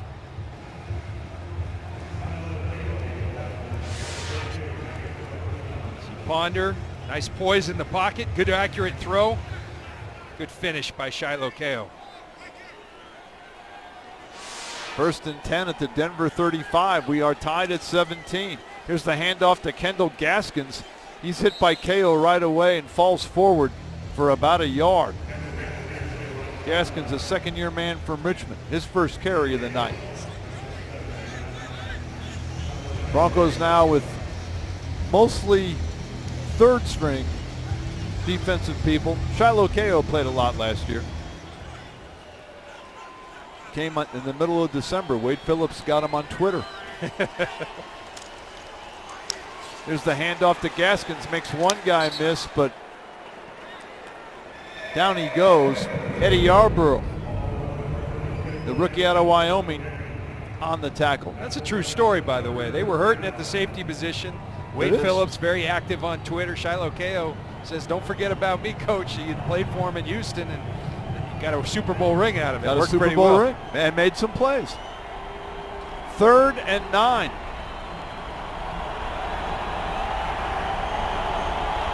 Crowd starts to get into it. The pass to Aaron Burbridge is caught at the 26-yard line. It may be just short of a first down. B.J. Lowry, the rookie corner, on the tackle. Should be about 4th and 1. Looks like it is just short, but if you've watched Chip Kelly before, he is very aggressive on 4th downs. He's got a philosophy.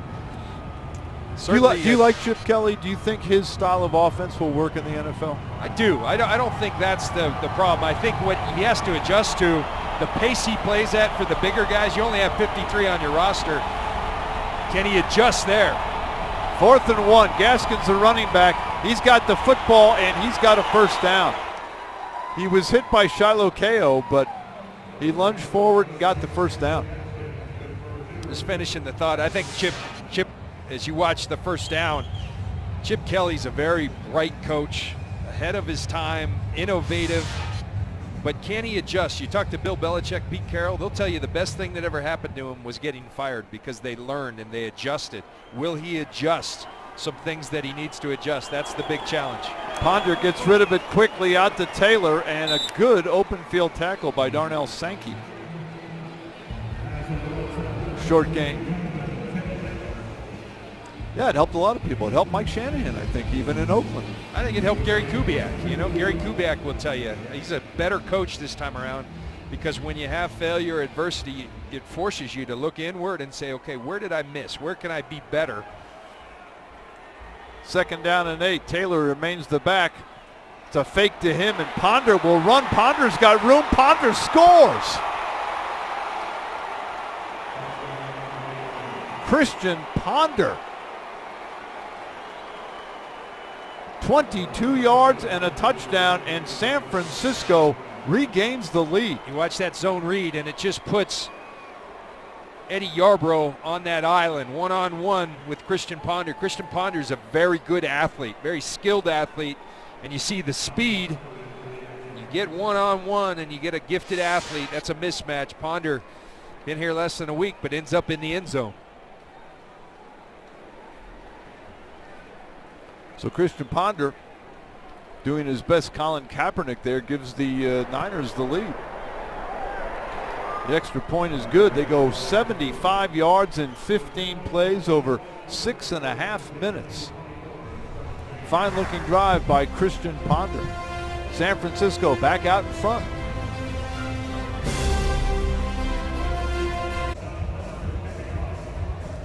Christian Ponder gives the 49ers the lead. Von Miller trying to rally the young kids on the Bronco defense.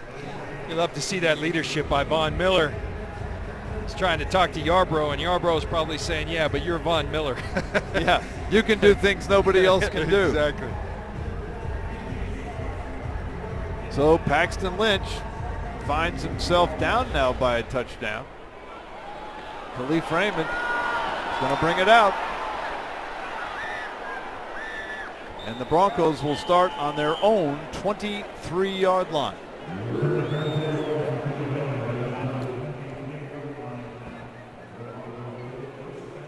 Excited to see what Paxton Lynch can continue to do. We've talked about, look, Gary Kubiak keeps saying we want to do this the right way with him. Speaking about he's a first round. They've got a big investment in him. They don't want to throw him in there too soon. But the door's been opened. It's going to be really interesting to see how Gary Kubiak handles this moving into the 3rd preseason game.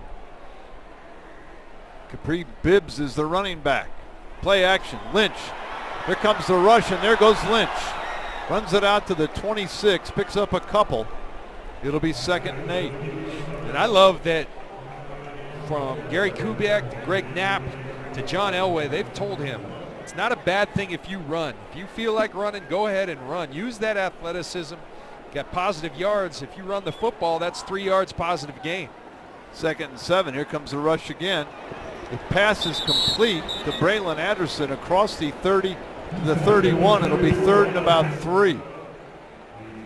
Shane Scove. Tell you what, Marcus Rush, 44, he keeps coming. He's been just about every time beating this offensive line for the Denver Broncos. He's had a good night. There he is. 3rd and 3. 9-10 and counting to go in the football game. That's what I love about these fourth quarters in preseason games. Guys like Marcus Rush, no one's ever heard of. You may have heard of him later this year because he played so hard in the fourth quarter of a game and changed the coach's opinion about him. Lynch wants to throw over the middle and in and out of the hands of Braylon Anderson. He would have had a first down, but he just couldn't hold on. Jared Bell was on the coverage. Now in that evaluation, that will go as a plus for, he throws a strike on him. That ball should be caught, no question about it. So Gary Kubiak and his staff will look at that. Another good throw for Paxton Lynch, right on the money. Yeah, I'm sure he's thinking if that's DT or Emmanuel Sanders, that's first down. Yeah, and maybe a lot more. More than that. Colquitt. DeAndre White back inside his 20. He makes the catch. Circles back. That was Dixon on the punt. And he is down at the 16-yard line. And that's where the Niners will take over after Juwan Thompson makes the tackle.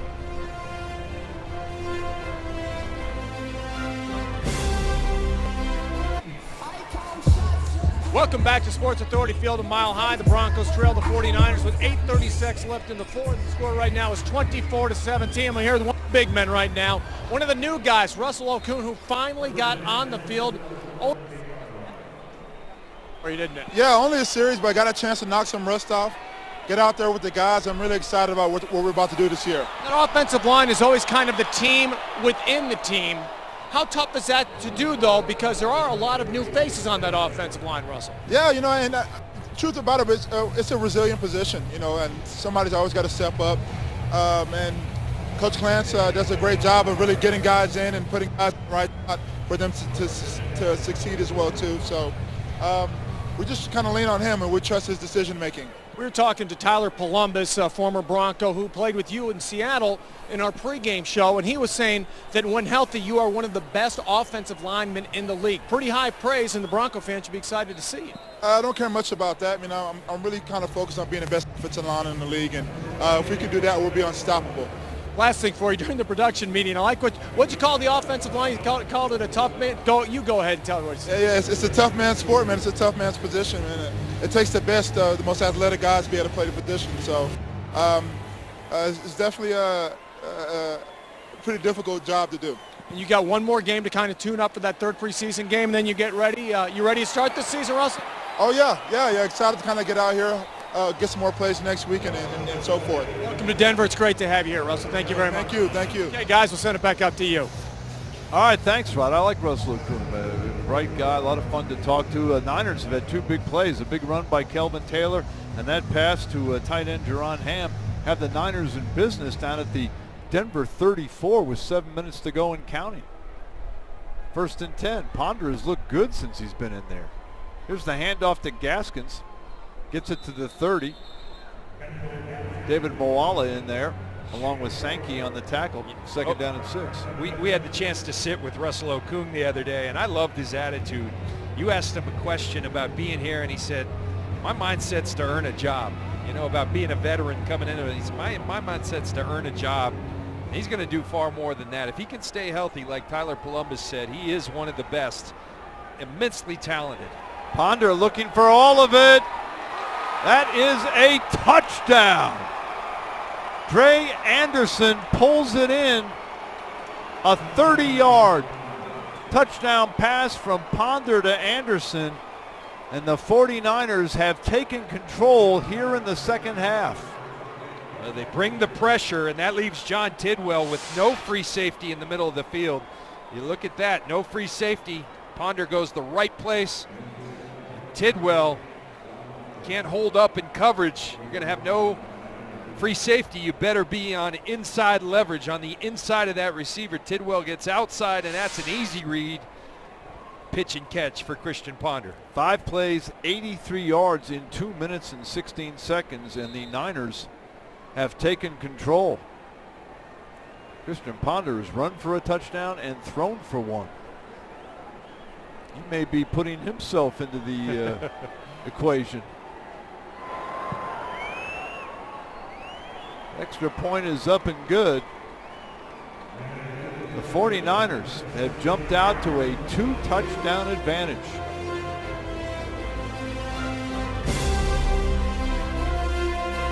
The season the right way by running the Broncos 7K Sunday, September 4th at the stadium. You'll finish on the 50-yard line. You get a t-shirt, a medal to meet the Bronco alumni, cheerleaders, and the mascot. Proceeds benefit the National Sports Center for the Disabled. Register now at Broncos7K.com.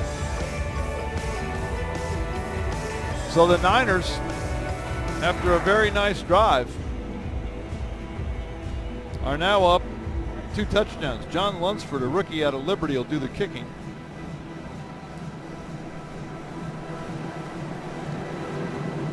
Braylon Addison is deep, but this one will come down to Ronnie Hillman.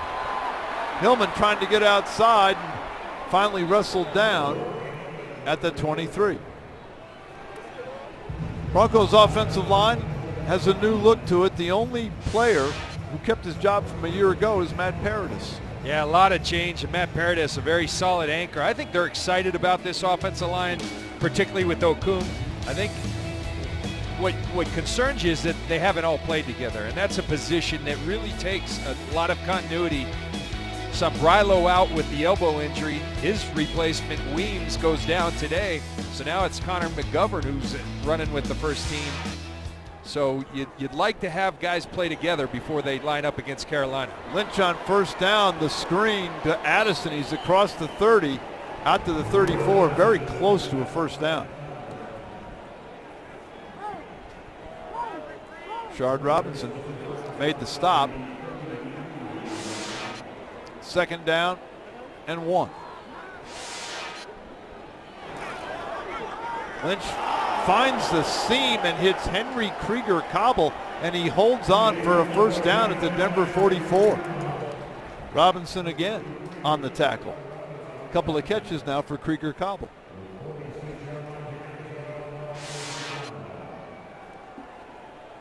Threads the needle here, says Paxton Lynch. Big hit. Cobble holds on to that football. Here's the handoff to Capri Bibbs. Bibbs in the 49er territory all the way down to the 47. Pick up a 7. 2nd down and 3. Shane Scove on the tackle. They're allowing Paxton Lynch to operate in a no huddle, kind of get the tempo going, trying to get a quick score. Like I said, he's comfortable with this. He did a lot of this in college. Here they come. Lynch going down the sideline. Incomplete. Was looking for Deron Neal. He got a hand on it but could not hold on. But another excellent throw. It's the right read. They bring pressure. That leaves the one-on-one outside. You see him stand in there tough and deliver an absolutely perfect ball. Look at the ball placement here. That ball should be caught. Great throw by Paxton Lynch. That's right there. And a tremendous read as well. You see the pressure, you get the one-on-one outside, go for it. It's exactly what he did.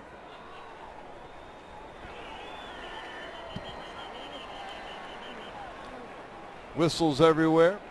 Flag is down. I'm going to put you on the spot at the end of the game because you're not doing the last 2 games. I'm going to ask you what you would do if you were Gary Kubiak. Offsides. We don't have to wait. I'll tell you right now. Go ahead. What do you think? I would run Paxton Lynch with the starters to start the game next week.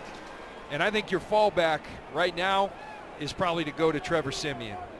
And, you know, I hate to say that with throwing Mark Sanchez out of, but turning the ball over, you just can't do it. And he's done it the last 2 games. So I think, but I would give it a shot to put this kid in with the starters.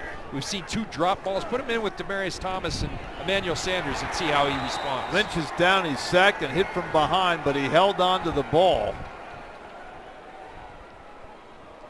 Jason Fanaka, a rookie out of Utah, on the sack, number 45, but he holds on.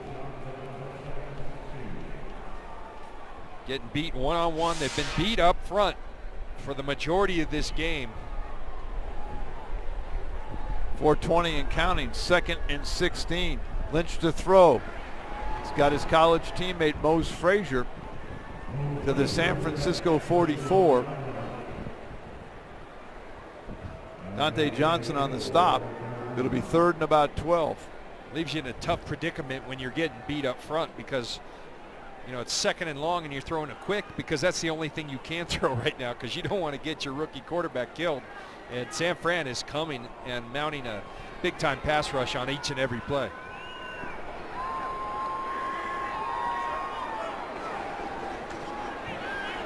Lynch flushed out of the pocket. Still looking. Stepped out of bounds and threw it away. Flag is down.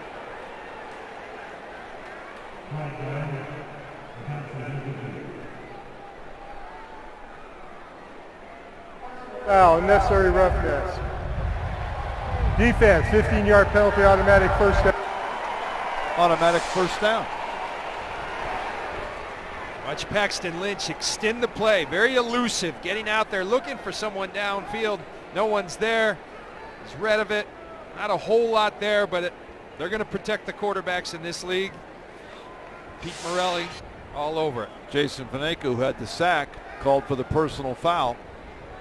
There have been a couple of calls tonight that have been touchy, but I kind of agree with you about Paxton Lynch. But Rod Smith came in here at halftime, said, if you believe in him, do it. Give him a shot with the ones next week. You don't have to declare a starting quarterback yet. And you know what you do? I think you condense the package. You don't give him everything. You give him a condensed package, keep it simple, but let him go play. 3.5 to go in the game. It's been all San Francisco, second half. Don Lynch back in Denver, 3:33 to go. San Francisco up 31-17. Lynch, the screen to Khalif Raymond, but there's just no room, and he is wrapped up at the 30. Prince Charles Iwara was the first one there. I think another issue, Ron, I think Denver kind of came unglued in that Thursday practice. They whooped the Niners on Wednesday. The Niners came back with a little more vigor to them. Lynch down the sidelines and incomplete, looking for DeVere Posey, but Robinson, who's had a very good game, was with him step for step. On Thursday, and they stood up to the bully, but what the Broncos did, they let it get personal. They started fighting, and they lost that practice. If it was a game, they would have lost that. Gary Kubiak called them up. He chewed them out. But I think it's a great teaching moment because when you're better as this team, the Broncos are going to be most weeks against their opponents are going to try to get underneath your skin. You can't fall for the bait, and that's what the Niners threw the bait out there. The Broncos took it, and it's been a different team since. 3rd and 10. Lynch rifles one into Deron Neal. He's got it, and he's dragged down at the 24. That's going to be short of a first down. Prince Charles Iwara on the tackle. And with 2:54 30-second to go, timeout. the Broncos take a timeout. I think the reason, Ron, you have to put the kid in, we've shown you 2 balls that he threw right on the money. You had a go ball where if that's Demaryius Thomas, it was overthrown by 5 yards. If that's Demaryius Thomas, he may well run underneath that thing. I think to your point, John, too, it'd be great to see him next week with Demaryius Thomas, with Emmanuel Sanders, with the first string offensive line, with C.J. Anderson. Yeah. See what he looks like. There's everybody's numbers tonight. And the key for Simeon and Sanchez were the 3 turnovers. Paxton Lynch's numbers aren't great, but remember who he's playing with. The protection hasn't been good at all. There's been drop balls. Simeon was sharp. I'll give him that. He had one bad play, but that's what this league comes down to often, just a couple plays each game. 4th and 5, the Broncos will go for it. Lynch over the middle, and it's a first down to Mose Frazier. That tells you a lot right there. 4th down, money down, he throws a strike.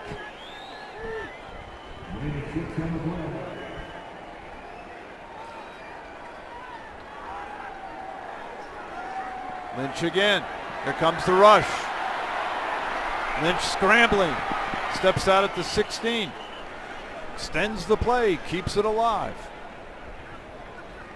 There's so much to like about the young man. There really is. Regardless of whether he's going to start, they've got a bright one for the future. I mean, the future is incredibly bright with him. He may not start the opener, but that may not be a bad thing against the Carolina Panthers. It may not be long until we see. That's right. That's right. But who knows? Gary Kubiak is, one thing about Gary Kubiak, he's not afraid. No. Lynch rifles one in coverage, and that's a 1st and goal to Deron Neal.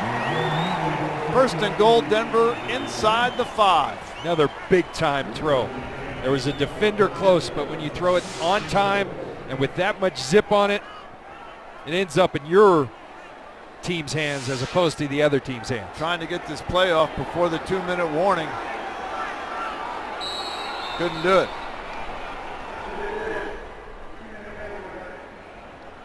2 minutes to go.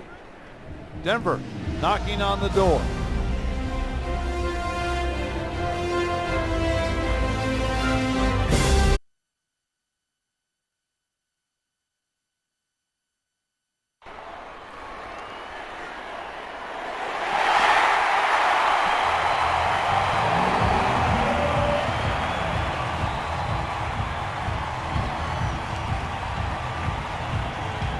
On 1st and goal, Paxton Lynch just hit Deron Neal for a touchdown. Now you see Paxton Lynch. They run a quick play to the flat. He again displays the arm strength, and I love the fire. Going to greet his teammates. Paxton Lynch has looked very sharp to me yet again. Don't be deceived by the numbers. We had bad protection for him. You had a couple of drops out there. Paxton Lynch acquitted himself extremely well. It'll be very interesting to see if he earned himself some time with the starters next week. Extra point is good with 1:55 to go. The Broncos get within 7. 14 plays, 76 yards. 4 minutes and 25 seconds. Lynch to Deron Neal. You know, it's so funny. People talk about what's better, to play quarterbacks right away or to sit them. And the greatest example for sitting him is Aaron Rodgers. But you know why he sat? Because they had Brett Favre. This team does not have Brett Favre, you know, and so not only that, and you got a championship team. Exactly. And how many players over the last 7, 8, 9, 10 years have played right away? I mean, in the old days it never happened, but now you see it all the time. And a lot of these guys, Peyton Manning being one of them, they'll tell you, School of Hard Knocks, it's the best lessons. It's the best way to learn is to go through it. Go through it. Are there going to be some struggles? Yes. Paxton Lynch, 14 of 24 for 107 yards and 2 touchdown passes. One to John Phillips, one to Deron Neal.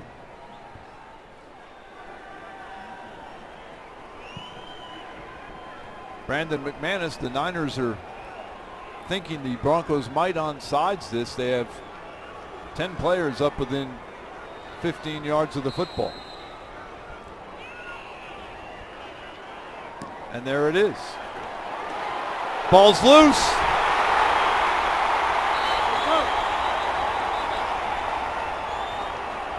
And they say the Niners have it. It was loose.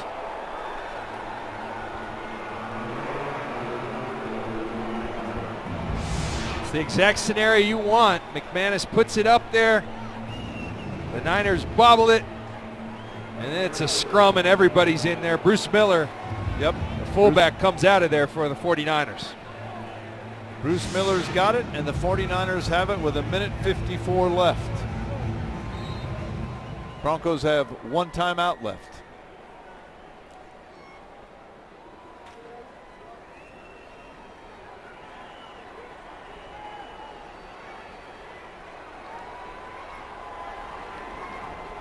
Christian Ponder remains the quarterback.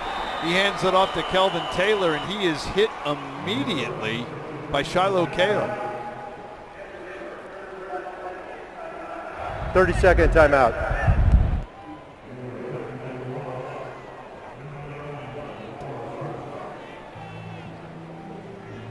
Here's tonight's play of the game, brought to you by Comcast. And it was Paxton Lynch. He got out on the corner, extended the play, and found John Phillips for the touchdown. One of many impressive and big-time plays by Paxton Lynch tonight.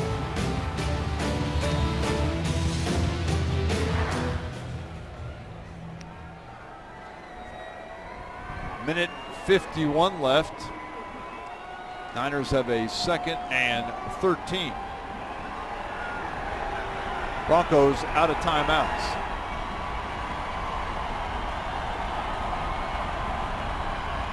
The handoff to Taylor again. Coat hit him along with Brandon Ross. And now the clock rolls. 3rd and 14. One of those into the game situations where Wade Phillips, you're selling out. You're saying, okay, if you want to throw deep, go ahead. No free safety in the middle. We're going to bring everyone to try to stop the clock, to try to limit the yardage and get the ball back and give your offense one more chance.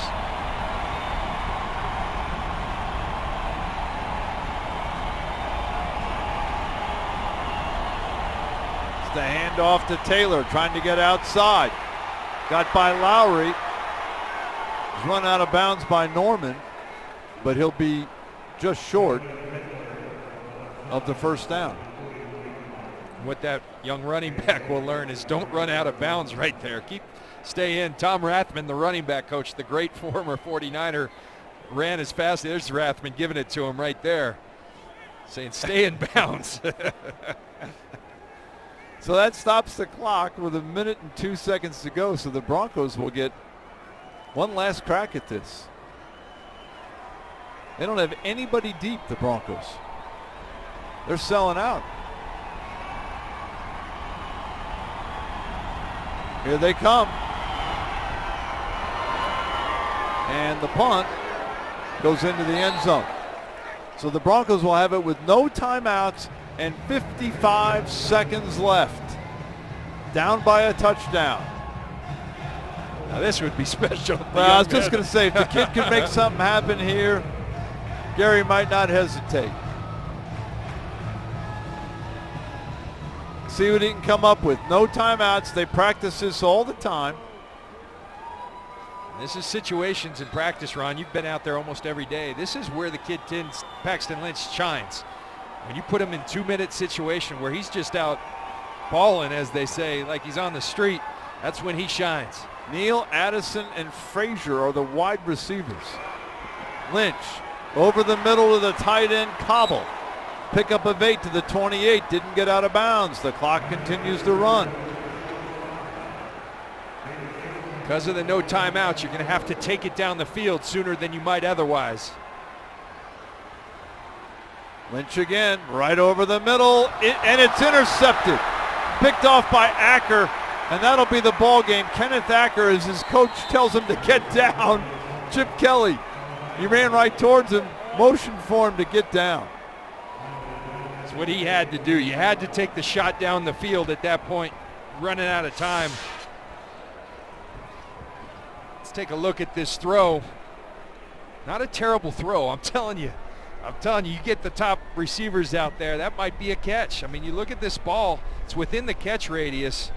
I don't think out of the question that ball should be caught. So not trying to give Paxton Lynch too much of the benefit of the doubt, but another impressive throw down the field. I'll help you with that point. The receivers out there on that drive were Braylon Addison, Duron Neal, and Mose Frazier. Yeah. 3 guys that, I don't want to be unfair about it, but won't be on the team here in a few weeks. Gary Kubiak knows that. So the clock will run down. An interesting game for a second preseason game.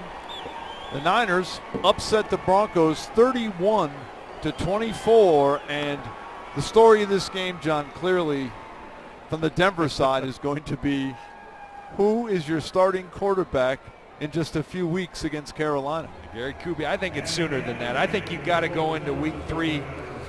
Do you have to know in week 3? Do you have to? I think coming out of week 3 you have to. All right, but he doesn't have to know this week. He does not have to tell the team this week. But it factors in so much as to who you're going to play week 3, because week 3 is the dress rehearsal. Whoever you're going to start, you want out there with your starters. All right, let's go down to Rod Mackey. Rod? Guys, thank you. Here with head coach Gary Kubiak. Your evaluation of the 3 quarterbacks, coach. Well, I mean, first off, I think they're both 10 of 14, but we both turned the ball over. So, I mean, obviously that's what we can't do with our team. We started very well tonight. Turnovers get people juiced up, and at the end of the night, we just made too many mistakes. What do you think about Paxton? He did not look like a rookie coming out here in the second half. Well, he's getting better every day. Got a long way to go, but a very talented kid, got great reactions when things break down, and I think you saw some of that tonight. So just need to keep moving forward, but he's doing some good things. You closer or now further away from being able to decide who's going to be the QB after this? Well, like I said, we're taking it a day at a time. We'll do the same thing this week. They both got some mistakes they've got to own, but they got some good things they need to hang on to too. But there's mistakes across the board. There's a lot of focus on the quarterback. We made a lot of mistakes in a lot of areas. Coach, I appreciate the time. Okay. Thank you. Right, okay, guys, we'll send it back up to you. All right, Rod, thanks very much. Very interesting hearing from Gary.